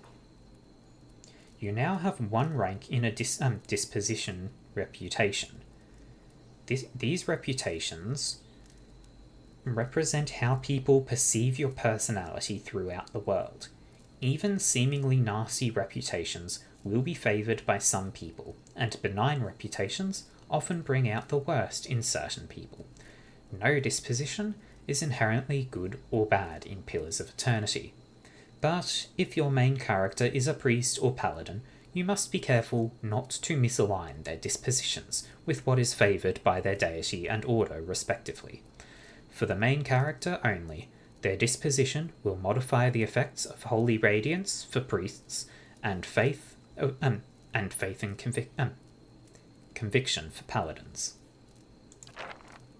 So I don't actually know what disposition I got there. So I say again, lay down your arms. Don't trust them, they mean to kill us all. Okay, sure thing, Heoden. Only a fool attacks a weak enemy while a strong one yet lives. Go ahead, kill him now, do it. Rush the man before he can react. Judging by the string of animal teeth around your neck, I am guessing you are worshippers of Galawain. If Galawain told you to stop protecting the ruins, would you? Put down your weapons. Very well, let him go. If I put down my weapons, we're all dead.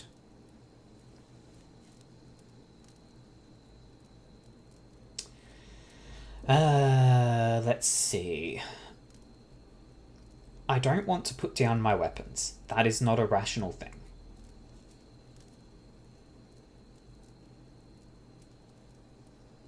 I feel like this is the rational option, but I do want to save Heoden if possible.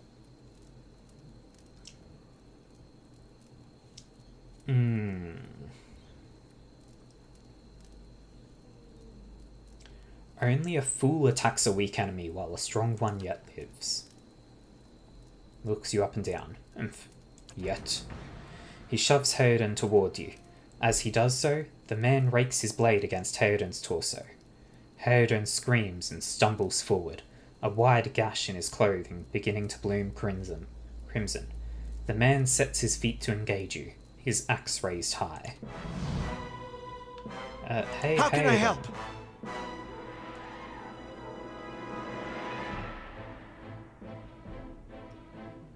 One per encounter blinding strike. A dirty attack that makes the opponent unable to see, inflicts extra damage, and blinds the opponent. Well, you're not engaged yet. So just run for What you need? for a moment. These two will charge the leader. What's the bruised ribs minus... Oh, he's not doing it. Okay. You just deal with that hunter for a moment. Yeah. Use the blind on them. What you need? We're going to go all out on the leader. Oh my god. Oh my god. Oh my god. Aoden just turned that person into giblets. You scored a crit. A crit is a better result than a hit, and they are more likely to occur when the attack's accuracy is higher than the target's defense. Attacks that do damage will do more damage on crit. Attacks that inflict status effects or afflictions will have increased durations on crit. Grazers are worse than hits and suffer decreased damage and effect durations. So we've just absolutely nuked this leader, and meanwhile Aoden turned one person into just giblets. Nothing. There's bits of meat left. Oh.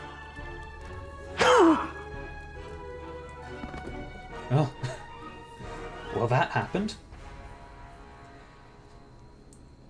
Your enemy lies supine on the ground, unable to rise, his companions now silent among the other dead. His breath comes in wheezing, fitful gasps. He looks not at you, but at the sky above you.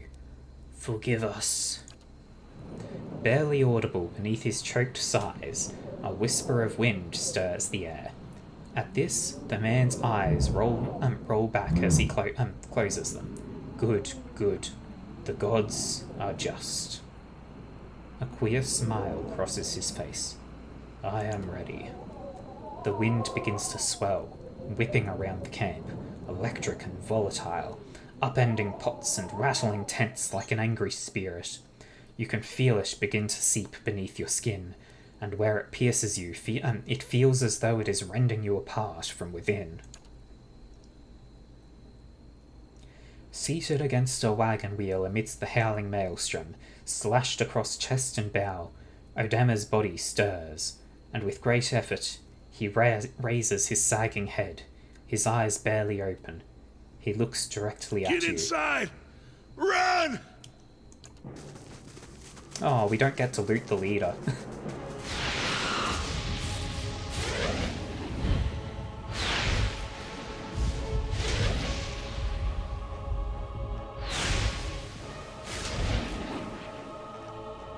Straining against a gale that threatens to pull you off your feet with every step. You set your hands in the worn folds of weathered rock and set about pulling yourself up to the precipice. Or up the precipice. With a last burst of energy before your arms give out, you swing yourself up onto the ledge. Heoden trails behind, slowed by injury and delayed by early hesitation. As he nears the face of the rocks, one of the fallen attackers, who had been feigning death, lunges for Heoden and topples him onto the rocky ground. Restrained, Heoden lashes out against his fatigued assailant, but struggles to break his hold. They are close to you. Despite the wind from your position, if you were to throw your weapon at the attacker, you would have a good chance at hitting your mark. I don't have the dexterity to achieve a result, but I will throw my weapon. Your aim is true, and the hit jars Heoden loose. Lurching to his feet, Heoden clambers up the base of the rocks. As he nears the top, however, the wind flares, pulling him sideways and tearing one of his hands free. But diving out onto the hard rock, you manage to catch hold of it. Securing his other hand, you pull with waning strength, and it feels as though your arms will be jerked from the sockets. They hold just long enough for Heoden to set his feet and join you on the trembling ledge. There is a deep resonance to the swelling wind now. You feel it in the rocks beneath your feet and inside the cavity of your own chest, as though it would shake the marrow from your bones. Each new gust menaces the old stones before you, loosening connections, unsettling balances. As you dart beneath the old archway, the entire portal begins to fall beneath its own weight.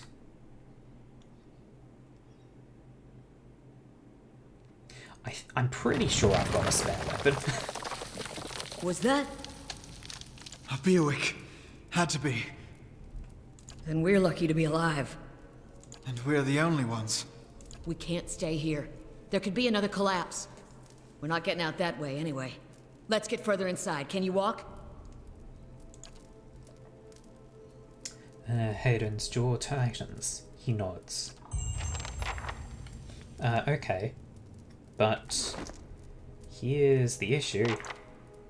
I'm now unarmed.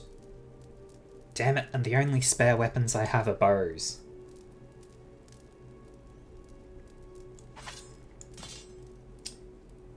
Heoden has 3 daggers.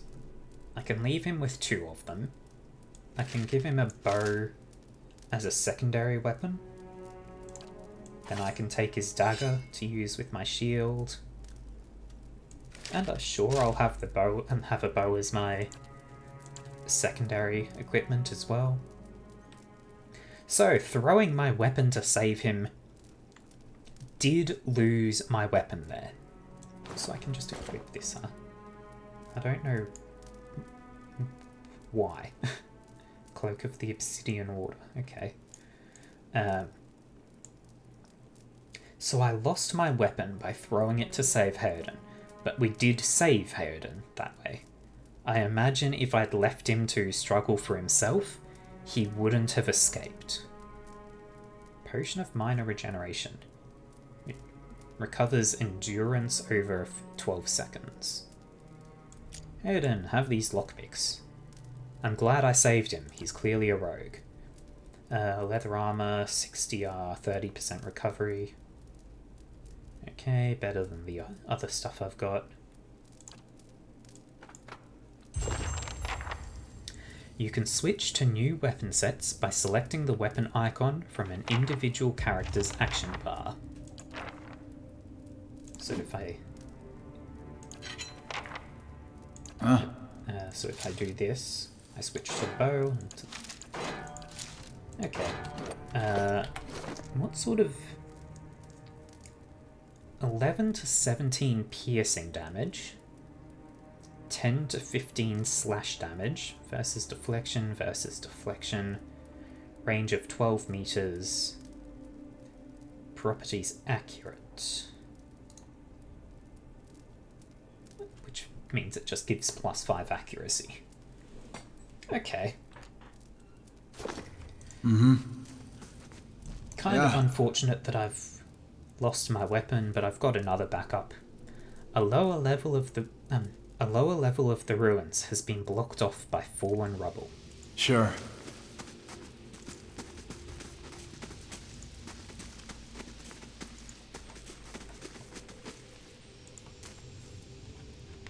That should be far enough.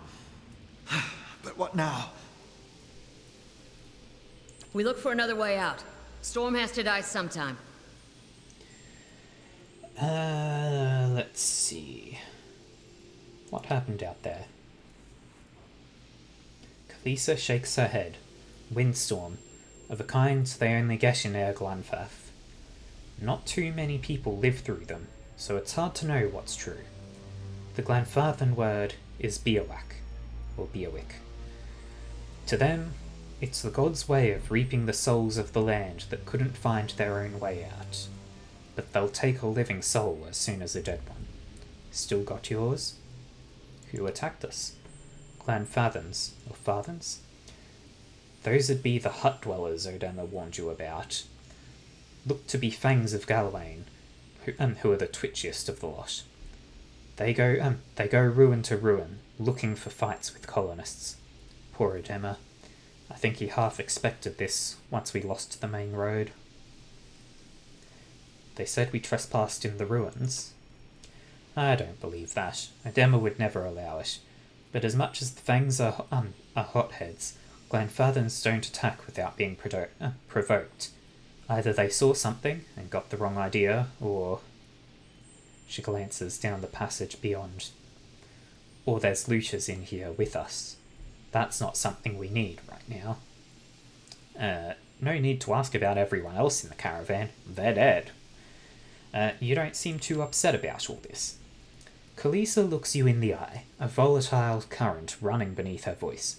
Maybe you just don't know me enough to know what upset looks like. And maybe I've seen worse, too. Seen worse and kept on walking. 'Cause there's nothing else to be done. And 'cause there's other people you care about who still need you. Let's get going. Hayden takes a step forward, and his knees buckle. And before anyone else can catch him, he tumbles to the ground, his cheeks striking the time-worn cobbles. On unsteady legs, he claws his way up the wall and back to his feet, but his stance is shaky, like a sailor walking on land after a time at sea. Could we maybe stay here and rest a few hours? I've lost some blood. It seems quiet off to the left. Might be a place to rest there. You've discovered some camping supplies. You can use these to rest in the wilderness or dungeons, fully restoring all of your character's abilities and health. Easy difficulty allows you to carry more camping supplies, but hard restricts them severely. If you fully run out of camping supplies, try to find an inn. Most have cheap rooms available. I hate to say this, but we can't afford to stay put. Those Glanfathans were riled about something. Could be we got company in here. Looters will be armed and ready to kill, and there's probably a lot of them. We can't be caught sleeping in their beds. Please, I just need to lie down for a while.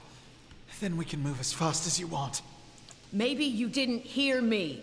We are gonna die in here if we don't get moving and get this place figured out before the looters come back. We've either got to find the exit or a damn good place to hide. We need all three of us at full strength. This will be the end of us. No offense, but there's people out there I'd much rather die for. Thank you. Thank you.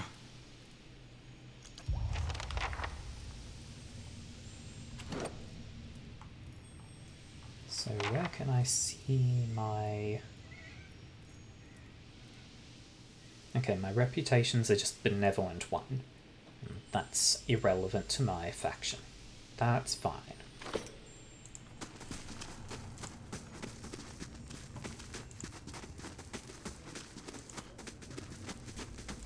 Where'd that slime come from? What slime? This? No, that's dust. Ooh. New weapon, camping supplies, hammer and chisel. 12 to 18 crush damage. Also has DR reduction. Sure, I'll use a mace over a dagger. Hayden can have his dagger back.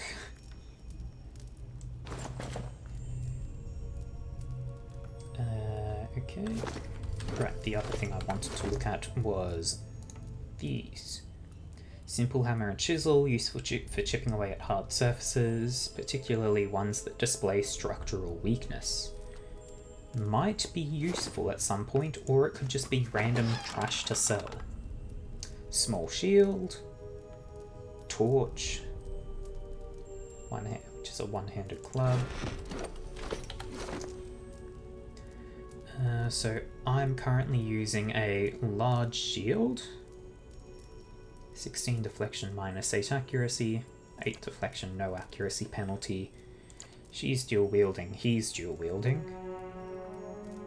I think this is fine.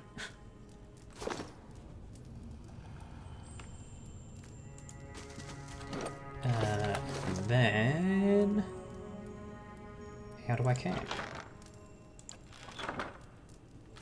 Is it a button down here? Aha, camp.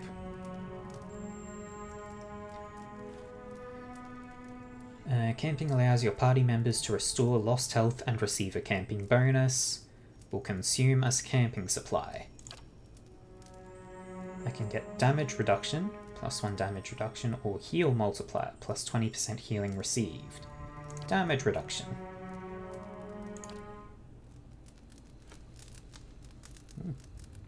They've got a little animation for this. Hayden stretches as he wakes, gingerly probing the gash across his stomach. The flesh has begun to knit together. By the gods, that's better. I think I'm ready to find a way out. He sits up quickly and looks around the chamber. She really did leave us. She won't get far unless... He crawls to his knees and begins rummaging through the equipment while, with mounting desperation. You have lost an item. Full water Damn skin. her. She took all our water.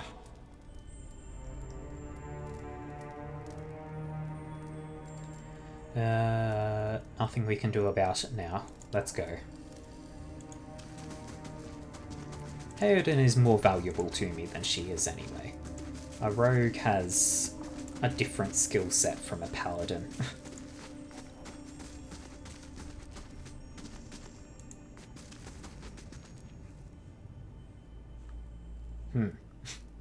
Well, let's just keep going this way, I guess. Oh. A trembling, sickly creature emerges from the dark, clutching a spear. Knobby elbows and thin ribs show through its scaly flesh, but you recognize it as a Zorip. It watches you cautiously, breathing in ragged sighs.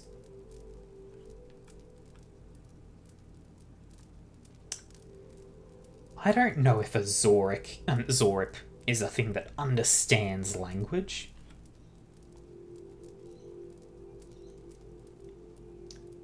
Raise your arms and stand still. Cocks its head and approaches you, a soft clicking sound emanating from the back of its throat. The creature sniffs around you and finds nothing of interest. It steps back and resumes its defensive posture. It's okay. I won't hurt you. The Zorip recoils, fingers still wrapped tightly around its spear. Cocks its head and approaches you, a soft clicking sound emanating from the back of its throat. Sniffs around, finds nothing of interest, steps back and resumes its defensive posture, slowly back away. Watches unwarily as you go.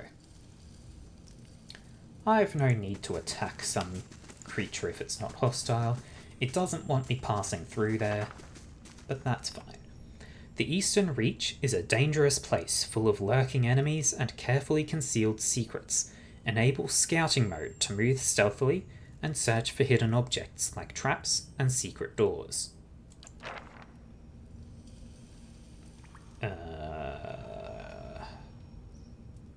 Scouting, left alt or Quiet. right alt? Look at the tiles. What are those symbols? Well, she's dead.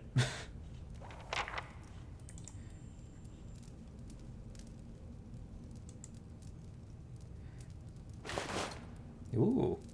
Crossbow, leather armor, Engweathen Relief Gem, Torch, Tattered Journal. I mean, it's all got value. Brilliant Blue Gem has been sculpted to look like an eye. Probably going to need to replace that into something for a puzzle.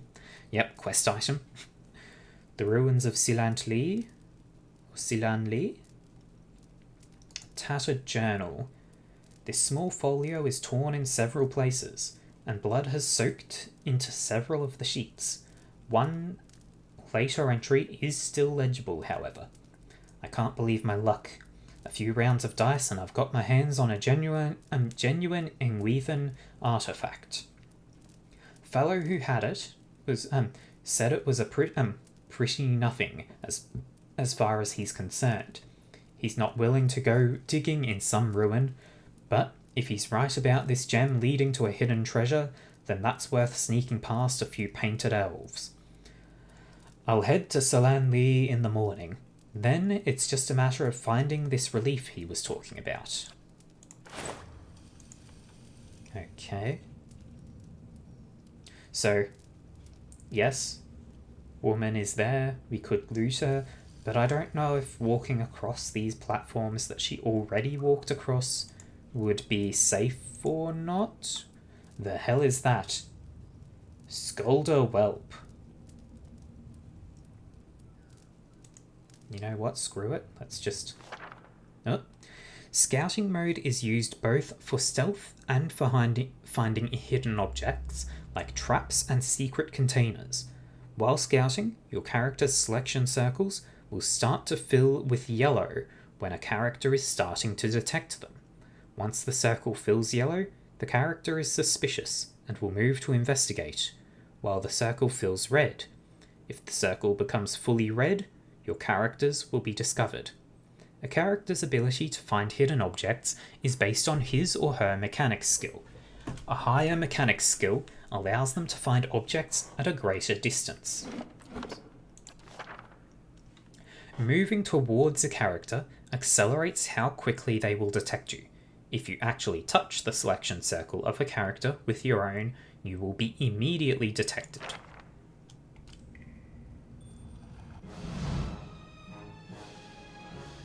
Okay, so it's detecting me, or it's already detected. How can I help? I'm just gonna run in there and attack it with my burning thing. You, I would like to try and closer.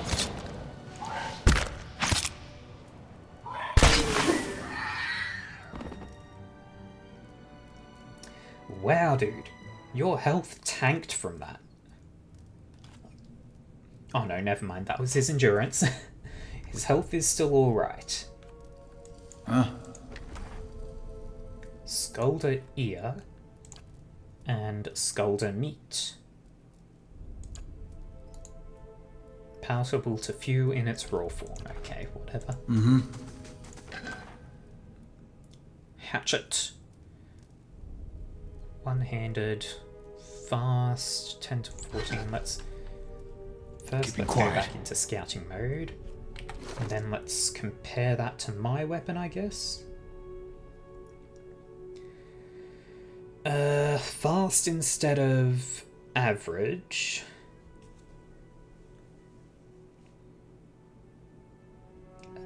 Let's see. 10 to 14 instead of 12 to 17. Both accuracy versus deflection.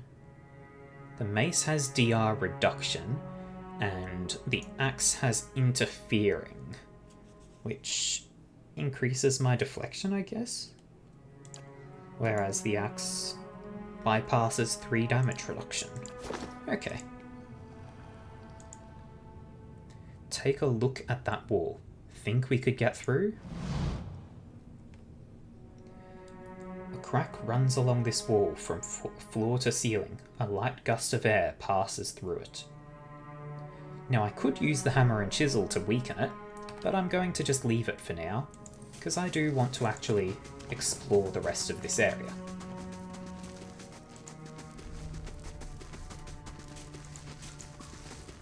In fact, I'm kind of interested if this little creature is interested in the gem.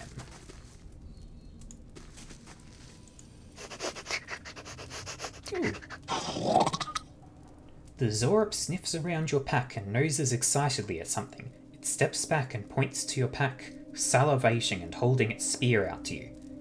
Give Skulder meat to the creature. You produce a piece of Skulder meat from your pack and toss it onto the floor. The Zorup's nostrils flare at the scent of fresh meat, and its eyes dart between you and the food. It creeps toward the prize, shoving the spear into your grip and snatching the meat with both hands at the last moment. Its gullet quivers as it devours the flesh in noisy chomps. I made a friend, sort of. I made an exchange.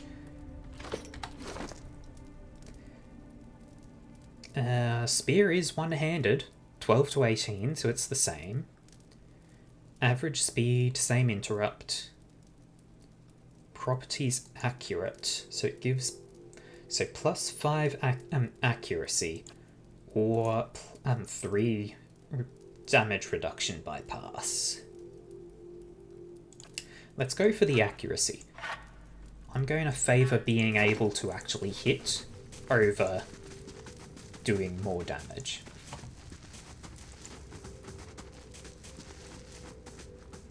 Now, I'm going to do something stupid, I guess. She did walk... Poor Kalisha. There we go. She walked that far before she died, so I guess the first two are safe. Give me that water skin. I'll take these as well. I mean, I'll take all of it. Screw it. There we go. Okay. Her armor is worse than mine. Her axe is no better than the spear, and it has increased crit damage. But that would depend on being able to actually crit.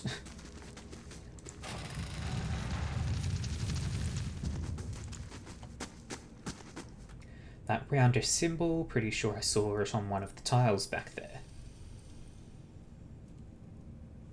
What roundish symbol? Also, we should They'll really never be know in I'm here. investigation mode. A symbol of a passioned circle is inscribed on this pillar. An unlit brazier sits at its base. It could be lit if you had the means. I am a fire god-like, so I can just light things by existing. Touch your fiery hair to the brazier.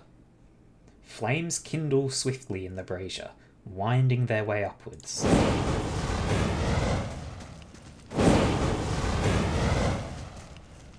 Can we quiet. Stealth, please, people? I want to make sure there are no traps here. Okay, this room seems safe. So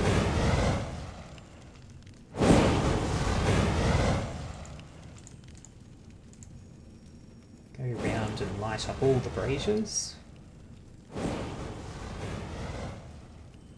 I don't know what that actually did.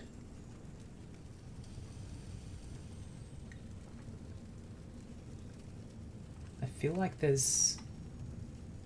like this, I think, is the relevant information for this, but it's so hard to actually see the detail on these pillars. Oh! Having lit the braziers, though, these things aren't all illuminated anymore.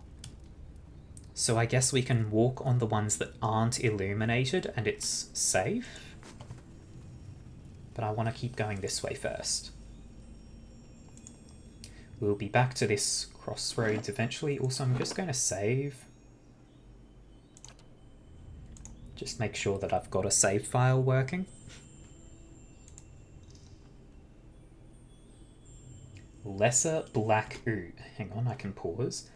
Lesser Black Ooze. Primordial. Immune to blinded, dazed, frightened, prone, and terrified. I'm going to make a guess here that a black ooze is going to be more vulnerable to burning. That's club, though. Like, the torch is club, but it does do plus 10% burn damage.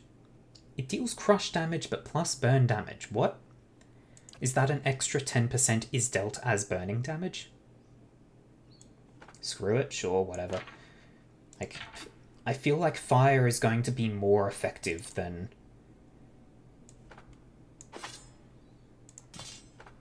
Dual wield the torches.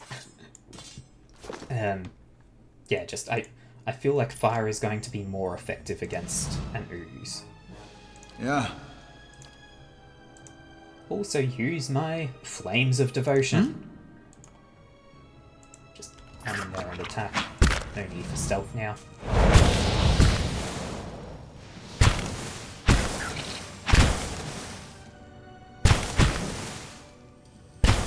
I don't know if this is really working. 1 or 2 damage. I don't think this is working, so I'm gonna... Oh, can't be changed in combat. Ugh. Oh, weaken anyway. So I don't think that really worked. I can claim ooze plasma from it. Congealed mass of thick and opaque jelly. Ugh. Okay, I don't know if my idea worked there.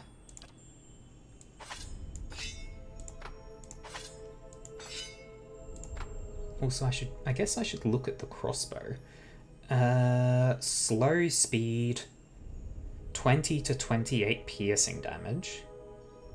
Fast speed, 11 to 16 piercing damage. Maybe I should have him using the bow instead of the daggers.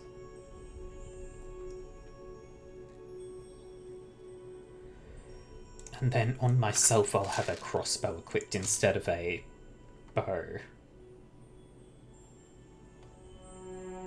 Sure. Sure, let's try having him equip the bow. Viscous and oily, this muck clings to anything it touches. A viscous slick of something dark and tar-like runs down this wall. The shapes and bulges in it, the shapes and bulges in the ooze suggest that something lies beneath it, but you can't tell what. Use your water skin to clear off the ooze.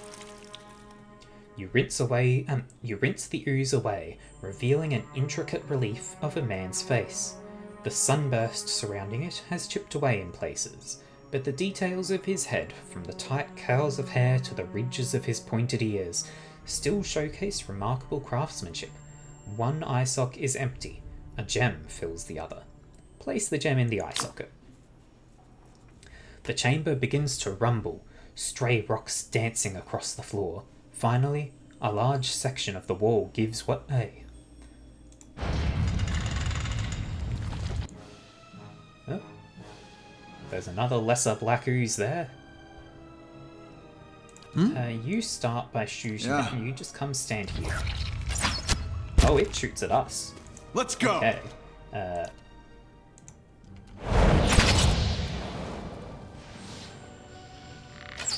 See. He's doing some damage to it. Whoa. Okay, Flames of Devotion works very well on ooze. So I guess fire damage does work well on them. So what's in here? Okay, there's something. Minor Cloak of Protection, Amethyst and Adra. What the hell is Adra? Organic material, crystalline in structure, but shell-like in substance, can be found growing up through the ground in veins as in many parts of Eora. Easy to carve and manipulate, it is a favourite of jewelers and semi-precious as a semi-precious stone, and is often cut more intricately and beautifully than other gems. Okay, cool. I'm going to equip that cloak. I'm the main character, I get the cool thing. You can have the cosmetic one. Oops. So that gives me +5 fortitude, +5 reflex, and +5 will. Okay, that's pretty good, I think. Ooh, what's this? Ooh. Big two-handed weapon. Sure, I'll take it.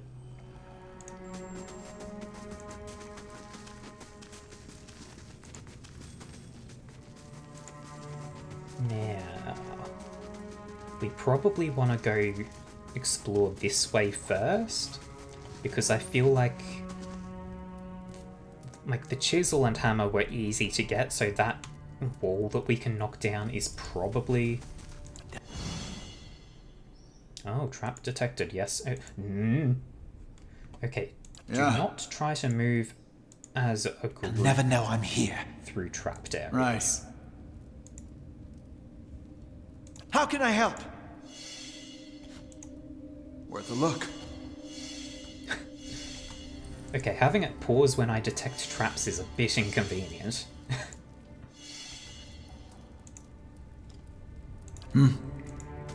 Like, for the record, the game does not default to pause when you detect a trap. In the auto pause options here, I've turned on hidden object found. So it pauses when I detect a hidden object or trap. It is a bit inconvenient there. Oh. There's a draft coming through that wall. Don't hear any signs of that storm either. So like it seemed a bit inconvenient there, but also I'm leaving that on because like if it doesn't pause and I accidentally have like a movement command beyond the trap and they walk into it, that would suck.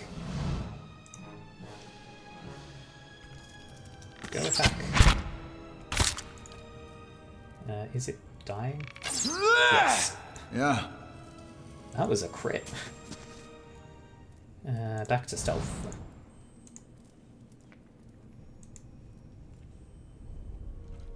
So I could go up that way, but I feel like that's important progression. I could scout ahead, see what's around the corner. Okay, sure. I mean, yeah, your stealth is much better than mine.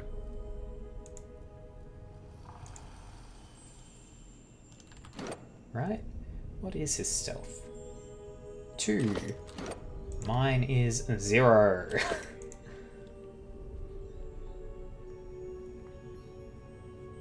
So that's the wall that I could have knocked down. So if I couldn't figure out the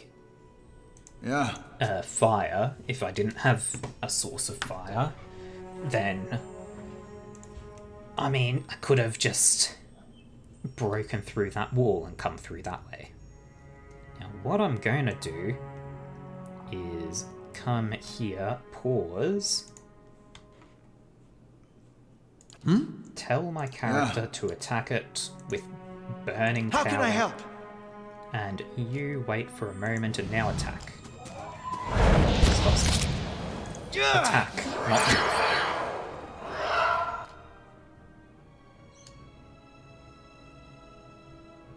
I think this is a ranged thing. And that is per encounter as well. Yeah. Boom. I don't think we can loot things when we just give them like that. Ugh. Okay, can we knock down the wall? Use hammer and chisel. Cracks lengthen and widen. Process is more taxing than you thought. One final tap, the wall collapses. Just wide enough to get through. Well, I was hoping that would give me like experience or something for doing it. I hope I didn't need that chisel and hammer for anywhere else. Getting loot or something. Oh, hello, spider. Yeah. Let's go.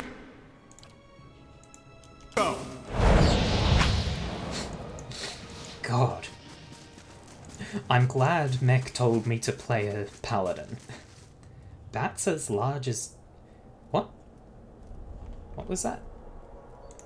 Bats as large as chickens are strung in the web. Ooh. Ooh. Rapier. And Bloodstone.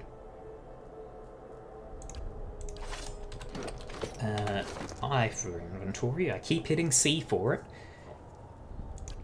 Aoden. How would a rapier do instead of a dagger? I mean, you are using the bow and doing very well with it right now. Let's see. Both do 10 to 15. Dagger is accurate. Rapier is accurate 1. What? Hang on. Properties accurate 1. Dagger properties accurate. +5 accuracy. +5 accuracy. So, I don't see any mechanical difference between a rapier and a dagger. I mean, I'll give it to him anyway. Also, I might actually give him the crossbow. Because sure it's slow, but if I'm going to have him using ranged attacks, I kind of do want him to be dealing the bigger damage. 20 to 28, 11 to 16.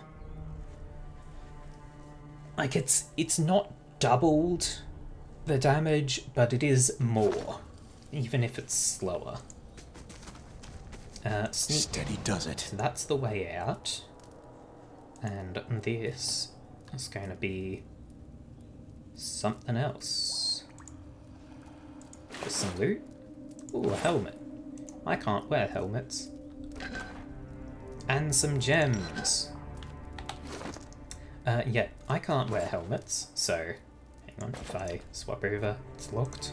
So, Hayden, you get a helmet. What's it even do? I don't think it does anything.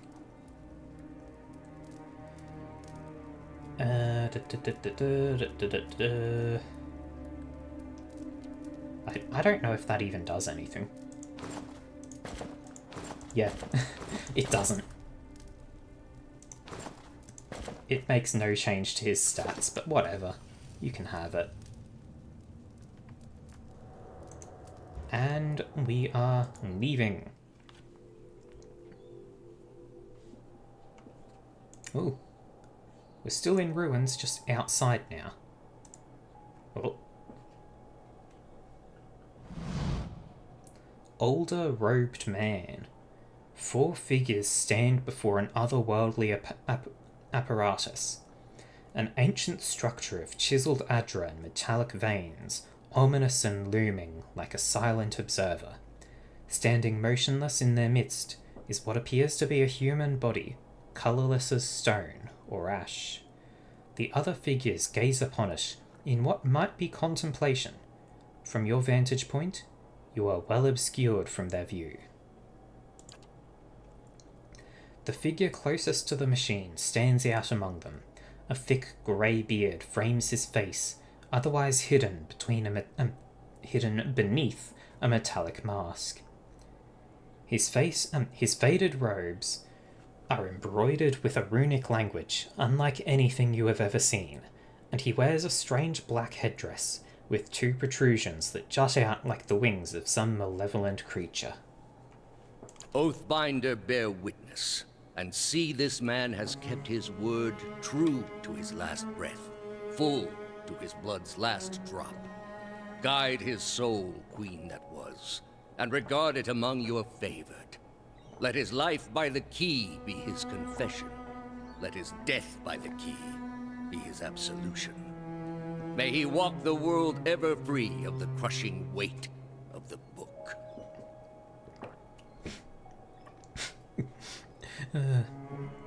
Checking chat, I see Mech saying, "You're welcome." Yeah. Oh, yeah. Picking Paladin. Like, if you hadn't said Paladin, I probably would have chosen some sort of magic class. And Paladin is just so much more cool. Your brother has done his part, and you have seen the power of his contribution. I will accept no further hesitation from the rest of you. In the sight of the queen that was, will you fulfill the oath? Will you take your place beside your brother in the endless esteem of her memory that is without flaw? Step forth, and be assured of the great worth of your life's course.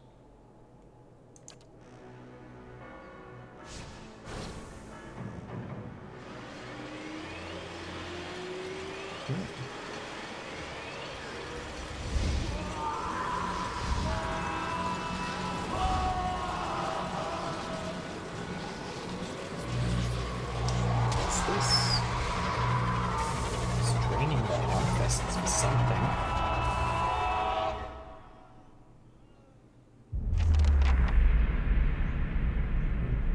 For an instant, the apparatus goes quiet and the air is still. Then, all at once, it erupts with a concussive surge. Light floods your vision, and you are knocked to the ground. Your head snaps back as you land, and pain wells in the back of your skull, washing your last thoughts away into the black, unconscious void. You open your eyes to a different place, another time. You stand in a circular room, grand and domed, its walls lined with Adra and trimmed with copper. The style is ancient, but the chamber is unweathered. At the far end of a great pillar of Adra, at the far end, a great pillar of Adra pierces the floor from below, its shimmering texture giving the illusion of boundless depth. Encircling the pillar is an apparatus, much like the one you have just seen, but immense and multifaceted and intertwined. Your thoughts are yours and not yours, and they seem to exist before you think them, and they are all questions. Pressing questions, troubling questions, questions that must be answered, or... At the base of the pillar now, you see a man with a thick grey beard in ceremonial robes, crowned with a strange ornamental headdress. You know this man. You are walking towards him now at a pace that is hurried, while trying not to appear so. You have something you want to ask him, one question above all, and the question spins madly in your mind.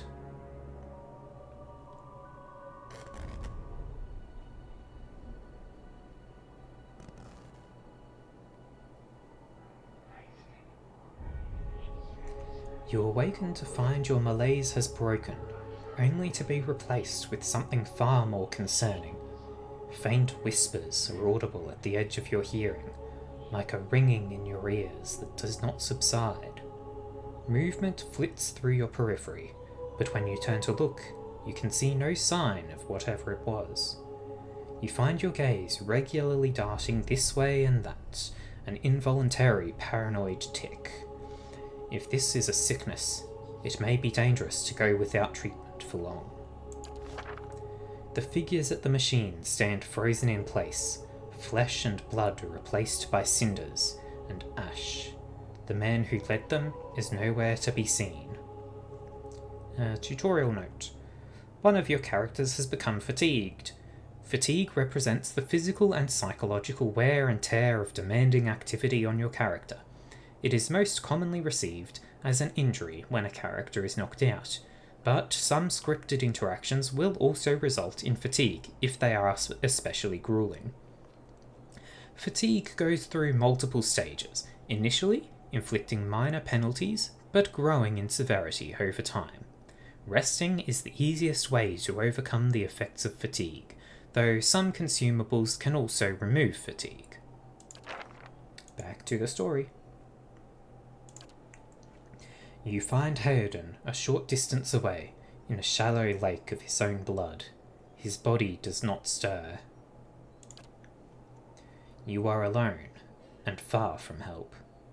Gilded Vale may be your best hope of receiving treatment before things get worse. Your character has earned enough experience to advance a level. Click the icon in their portrait to level them up.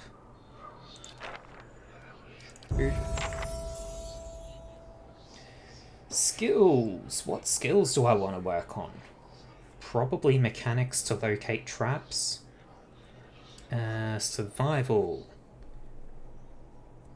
First 6 ranks grant the following bonuses: damage reduction, healing and received healing multiplier, bonus movement, accuracy versus creature type. So these are bonuses when you camp. Increased consumable duration, bonus damage versus flanked enemies. So you have to actually reach level 6 survival and then choose that as the benefit of resting. Ugh. At the 6th rank, the previously earned bonuses become more powerful in the same order they were received, or after the 6th rank. Survival can also be used in conversations and scripted interactions that involve wilderness challenges or specialized information about nature. Mechanics is my ability to detect traps, disarm traps, pick locks. Lore, ability to activate scrolls and have some discussions. Athletics.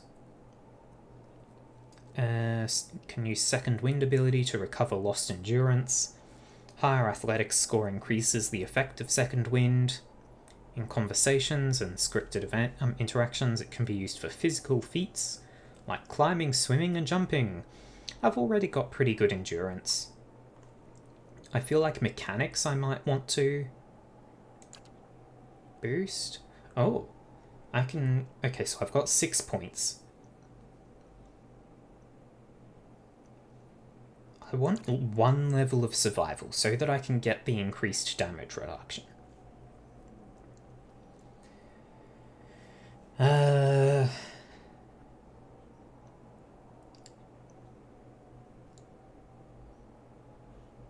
4 more points. If I put another into mechanics, then I've got 2 points left. I don't think I really care about getting a 2nd point in survival right now.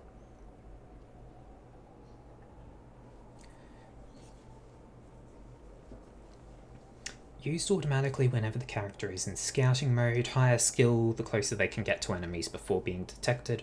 I'm not too worried about being stealthy with this lad. So I guess I just go athletics and lore further up. Class unlocks. Talents can be used to customize your character beyond your class ability choices. Some talents modify existing abilities, but others add new abilities of their own. A subset of talents are class-specific, but most can be taken by characters of any class.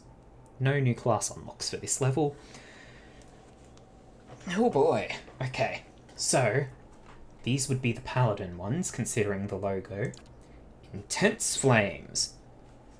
Augments the power of the paladin's Flames of Devotion, increasing its damage. Modifies Flames of Devotion plus 25% damage as burn. Untroubled Faith. The paladin's beliefs become more than just a sum of his or her actions, negating reputations that negatively influence faith and conviction. But I do kind of want to play to having positive reputations there if I can. Deep Faith. The intensity of the paladin's faith deepens, granting them increased defensive bonuses to faith and conviction. Plus 2 defense and deflection, plus 3 all defenses except deflection. Pretty good. Enduring Flames. The paladin's Flames of Devotion do burning damage over time. 50% damage inflicted over time, 10 seconds. I like both of these. I mean, we'll look at what else there is. Acolyte's Radiance. Nuanced faith in the gods has allowed this character to unleash a wave of spiritual energy similar to a priest's holy radiance. So 1 per encounter. Friends get some endurance.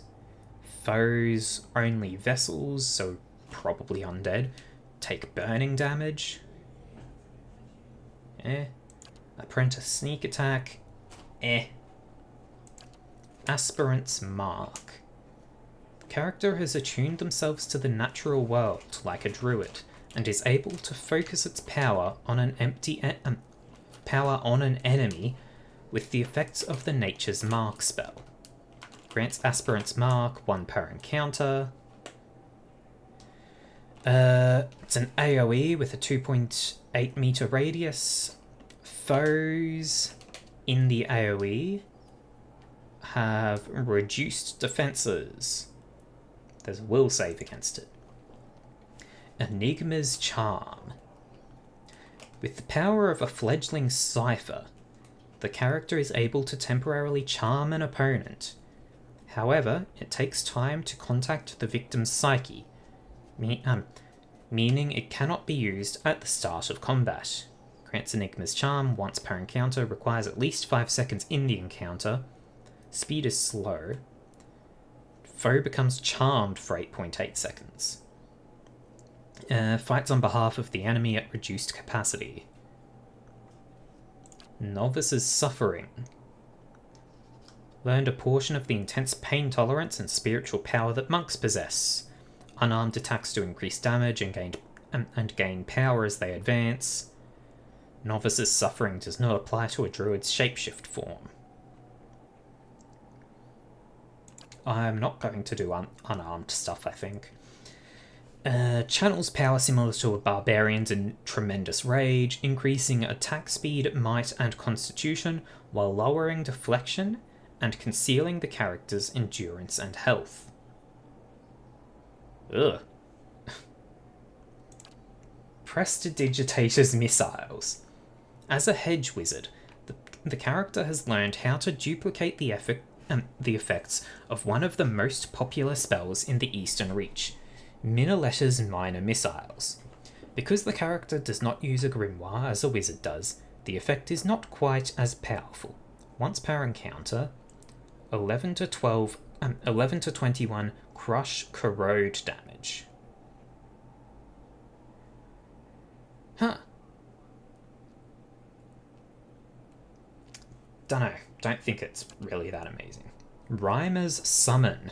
This rhyme mimics the chanter's ability to summon skeletons, though it cannot be used until some time has passed in combat and cannot be used frequently.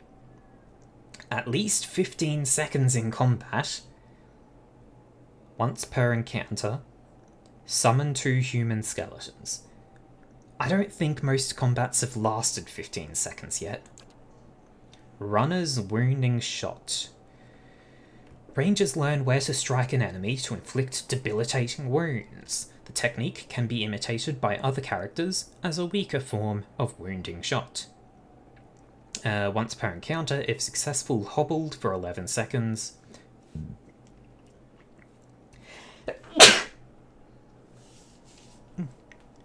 The user makes an attack when they activate this.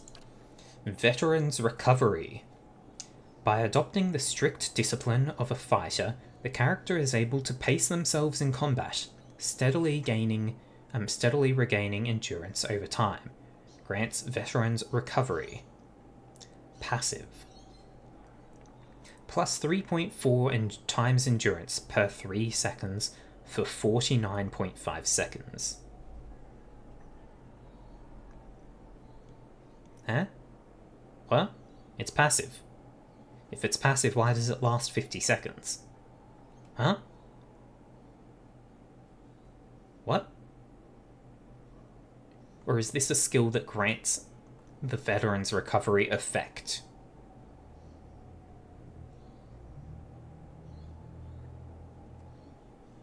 I have no clue. Offensive options. Weapon focus. Oh my god. This... Okay, so there's weapon focuses. Poleaxe, S-Stock, Flail, Wand, and Warbow gain accuracy. Hang gain accuracy with those. So I don't think I've really got any sort of equipment that I know I want to use yet. Marksman, accuracy against distant. 2 weapon style, 20% at dual wield attack speed. 1-handed style, 15% of hits converted to crits with 1-handed melee weapons. And 2-handed style just gives extra damage. Defensive. Hold the line. Grants hold the line. Trains the character in new defensive strategies, increasing his or her engagement limit by 1. So you can engage with multiple enemies. Okay. Snake's reflexes, plus 10 reflex. Bear's fortitude, plus 10 fortitude, plus 10 will. Equipped shield's deflection bonuses are increased and grant an equal bonus to the character's reflex. Grants weapon and shield style. Plus 6 shield deflection. Shield deflection bonus also applies to reflex. That could be useful. Grants a bonus to all defenses against disengagement attacks. So weapon and shield style could be useful, because I do want to be somewhat tanky. But also I do want to have a paladin effect. Utility, fast runner, more movement speed, more defense when disengaging. Scion of Flame, increases burn damage and damage reduction.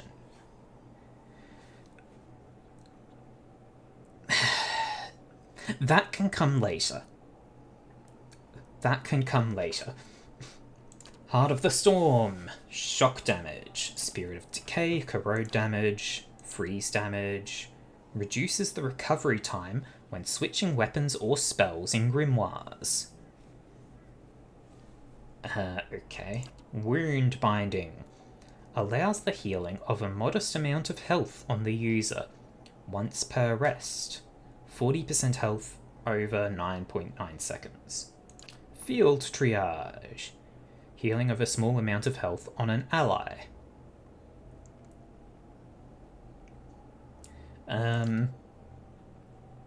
Honestly, I think I just go Intense Flames and just buff up my big flame hit. Intense Flames in the future, probably Enduring Flames to make it do a dot as well. If I have time, I can pick up weapon and shield style to be even tankier. Then I would pick up one-handed style, I guess. I don't know, maybe I don't, because that just makes me crit more often. But I'm not worried about crits right now. I don't know. If I find a weapon type I like, then I can get the weapon focus that fits it. Scion of Flame I can pick up. For now, Intense Flames. And done. After leveling up a character, you may want to review their statistics. Open their character sheet and see the attributes, skills, abilities, and talents in greater detail. First, loot.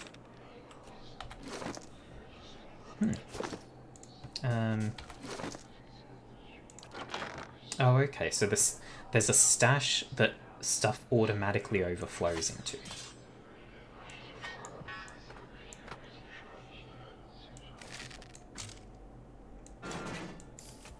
So I can just put all of this away. I do want the lockpicks on me. What's beer even do? +1 damage reduction for 300 seconds. Okay then. Wait.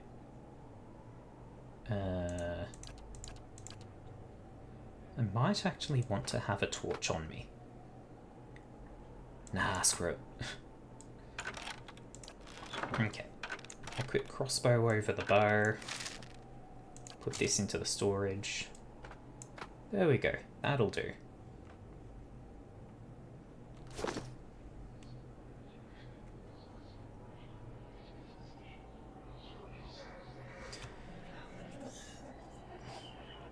Store a moderate amount of endurance to the wearer each time it's used. Okay.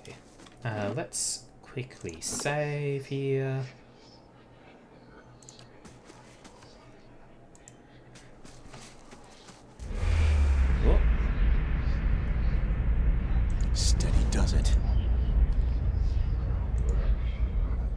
did see a mushroom over here that I can loot. What is going on?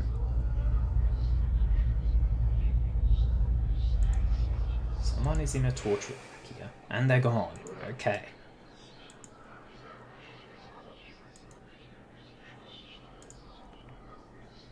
Flower that I can loot. Saint Gieran's horn.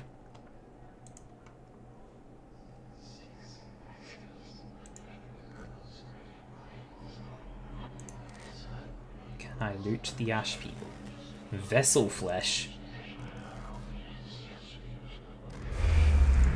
I'll take their flesh. I would like the screen to stop being funny, so I'll walk through you. Oh, they didn't disappear. This massive structure is formed of stone, adra, and copper, and covered in strange glyphs. The air around it vibrates with an unusual energy. Okay then. More flowers I can loot.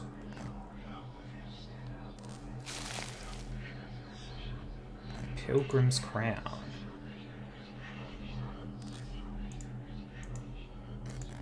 Can't go down any further. So where am I going? This is the entire map, huh? Can't do... Oh, there's more stuff I can loot over here, I guess. But I can't really do anything over here, can I? Anything in this little corner? No. That gets highlighted. Have I picked this flower? No. Do I have to approach the strange object?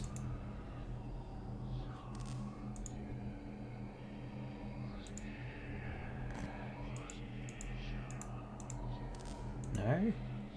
What if I leave my like scouting?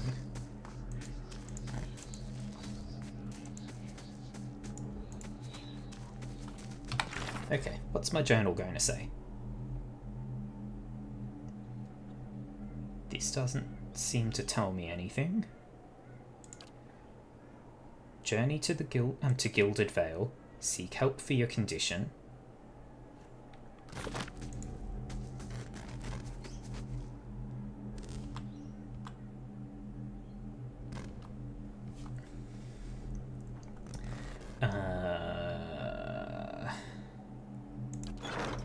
I don't own a stronghold. Okay.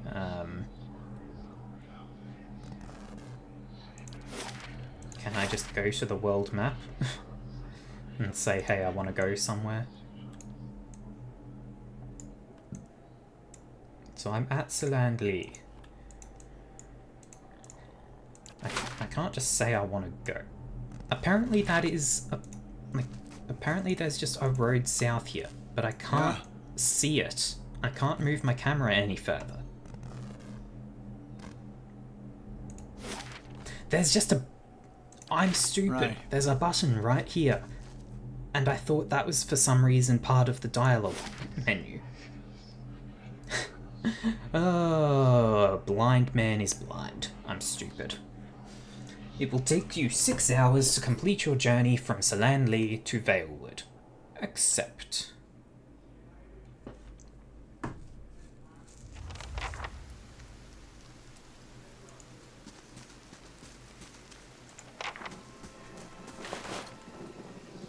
Ooh, camping supplies. Lovely.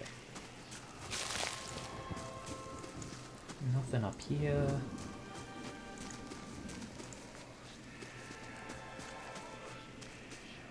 There's a ghost over here. Hello, random ghost. Ghost is gone.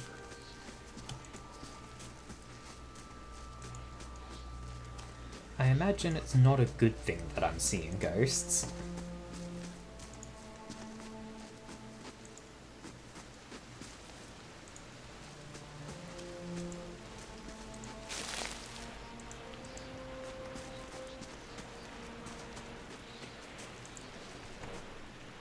Can't interact with this corpse. I see that lantern there, and it's probably the way I need to go. But I don't care. Hello. Can I switch weapons and just shoot at them for a moment? Okay, switch back to having melee, please. Let's go! Blast it.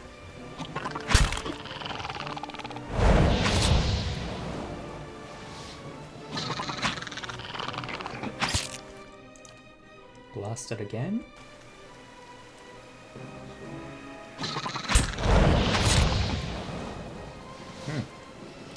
I'm not doing too well against this thing now that I'm alone. I mean, I'm winning. I'm out of skills I can use, except for the second wind, which would just net me some extra endurance back. Also, we're behind a tree, so there's not really that much to see.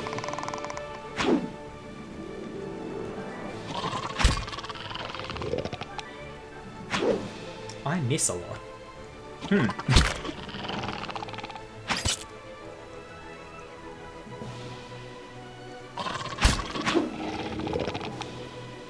Let's use the second wind. Just get some endurance back.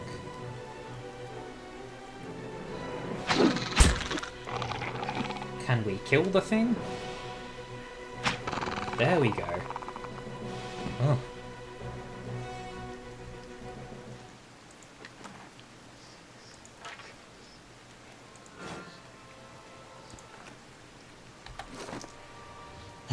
So I have -8 accuracy from my shield. Also, I have major fatigue. Oh. Oh, okay. I thought I'd have, like, minor fatigue.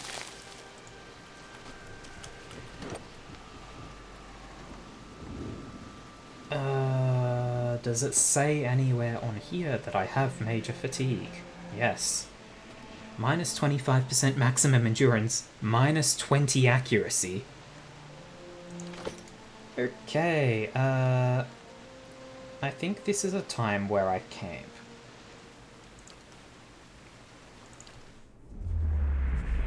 Ooh.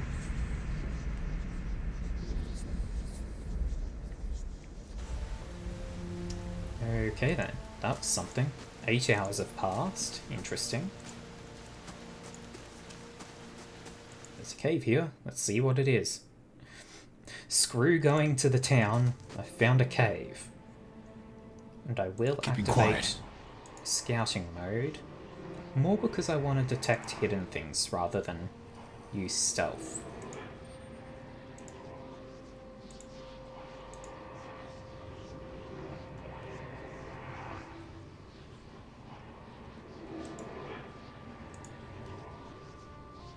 But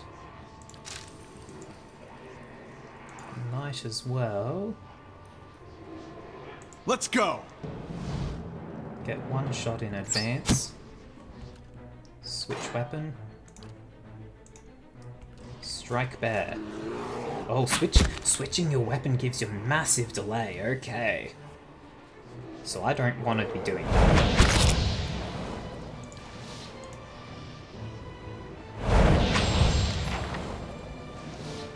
I'm glad I rested before I fought that bear.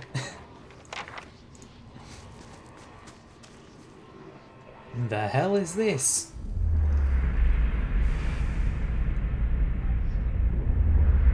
Lost spirit. A figure drifts, suspended in the musty air of the cavern. Its form and features blur and twist in cascading ripples of incandescence.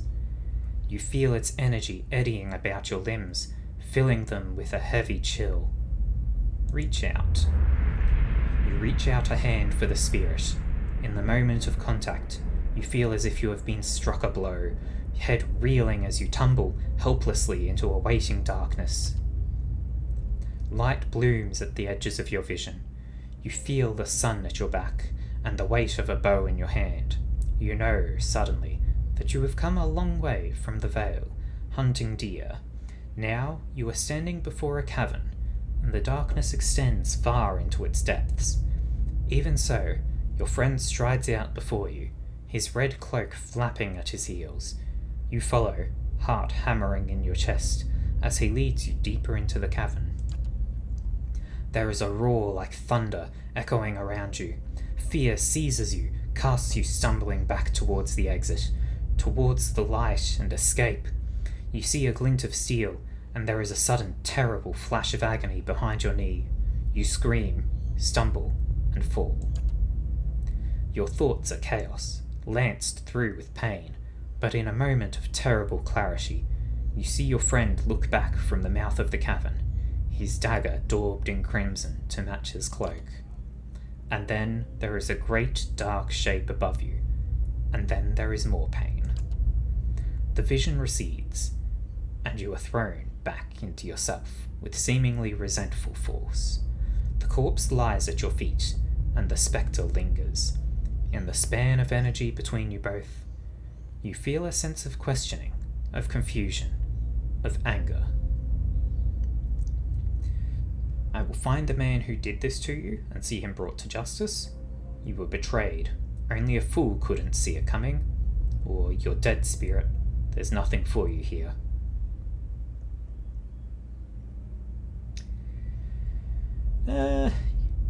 You're dead, spirit. The spirit roils with thwarted anger and grief. Sorrow seems to seep into the very air of the cavern. The spirit dims and fades, until you are alone once more. As they say, you don't have to outrun a bear, you just have to outrun your friend. Pike, it's a two-handed weapon. Cave coral.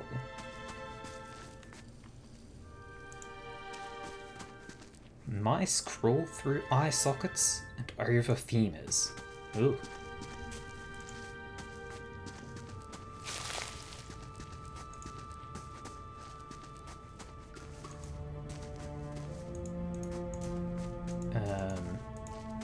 Oh. I didn't move the camera far enough to see the exit.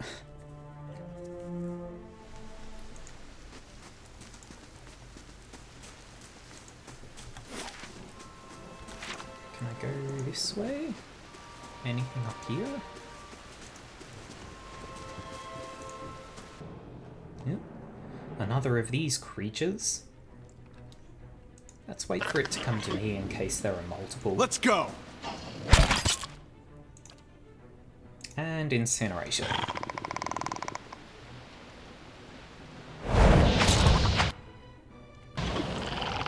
Again.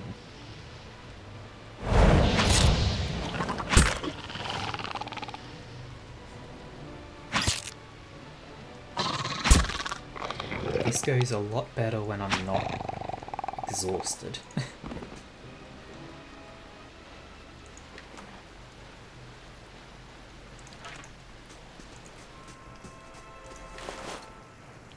Quarterstaff, padded hat cap, copper skate. The struts and supports are large enough to be the ribs and vertebrae of a dragon. Interesting. I can't go into any of these huts, so I guess I came up here just to kill that one random creature.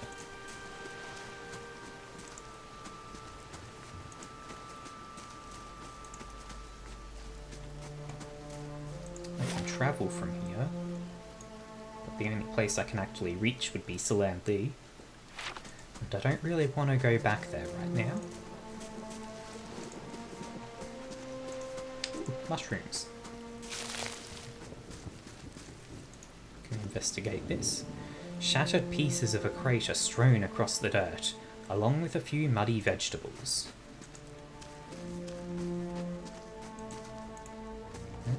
More ghosts. Be gone. The grass is still flattened behind the wagon's wheels. Barrels of cabbages, potatoes and squash have been overturned and abandoned. So that's going to be the road I need to follow, I guess. What if I go this way? Nope, that leads the wrong way.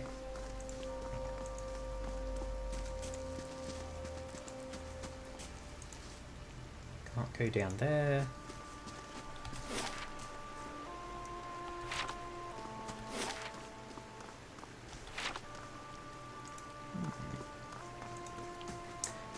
The map is quite clearly defined, so that's actually pretty handy to have. Like, if I pull this up, like, I can see this is what I haven't explored right now, and that's very clearly shown. Oh, hello, wolf. Do you like fire? I sure do.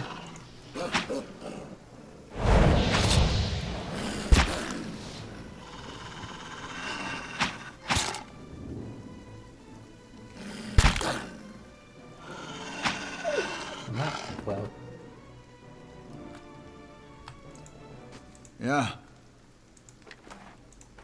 Give me the pelt. Sure.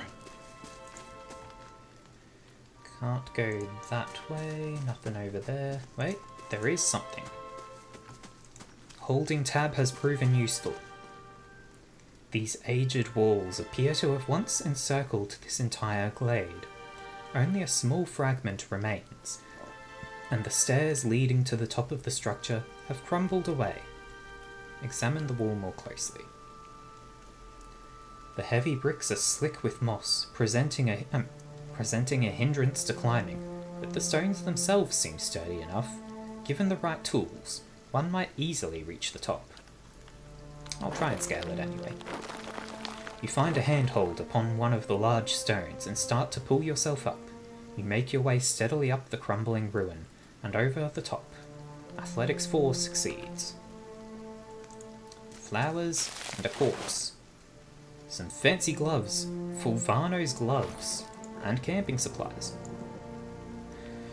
I do not think you will ever see this, but you were right, Fulvano. We should have journeyed south together, and been safer for it. I would tolerate all the gloating in the world if I might live to hear it. I have put myself out of reach of the beasts circling below, but I am done for all the same. I do not think I will rise again. Whoever finds this, pray for me. Perhaps in the next life, I shall be a trapper of wolves.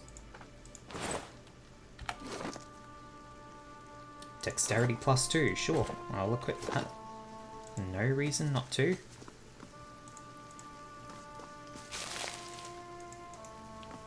Can I come down here? Okay, so I come down from there. Nothing else up top, so just climb down. There's no check required to go back down, but it does double check that you want to, just in case you accidentally click it. And then you'd have to make the check to climb back up again.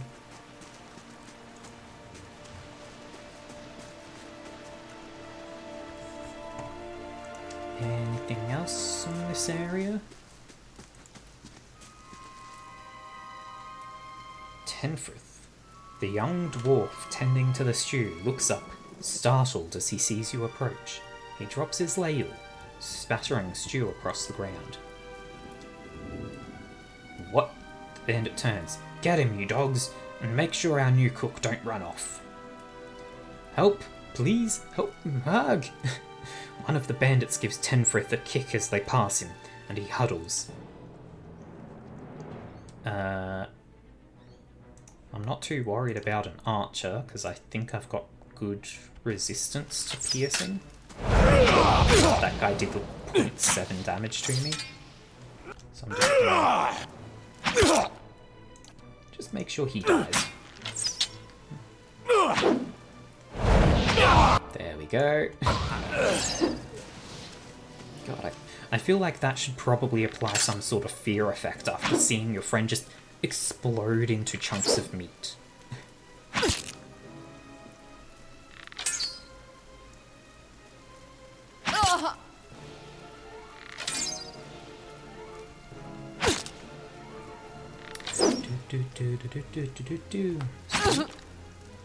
Speed up. Why is slow mode active? Don't have slow mode active, I want speed mode.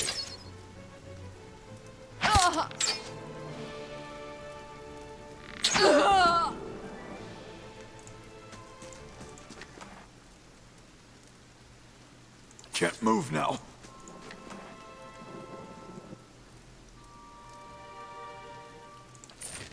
Loot. And hello, random Hail person. and well met. By the flame, thank you. Thank you, thank you. I thought I'd be stuck cooking for these ignorant weasels for the rest of my life. Or until they were bored with me, I suppose. I must get back home. I only hope they haven't hired a replacement. The dwarf looks aghast. Listen, next time you're in Gilded Vale, stop by the Black Hound Inn. I'll let Pasca know just what you've done for me, and I'm sure she'll do right by you in turn. Oh, to be back at my oven again. You have earned a reputation. Reputations can be held with communities or factions in the Eastern Reach, and will affect how members of that group respond to you. In some cases, friends or enemies of those groups will also react to your affiliations. Helping a group will increase your positive reputation with that group. Harming a group will increase your negative reputation. It is possible to have a mix of positive and negative reputation with a group, if you help and harm them in equal measure. So, if I look at this, Gilded Vale ally faintly good, because I've helped one random person. And the map is pretty well explored. Yeah, okay, so I guess I run down to here. Double speed, go go! I don't know if that's double speed. Yeah, it is double, okay. Nyum. Travel to the Gilded Vale. Will take 8 hours.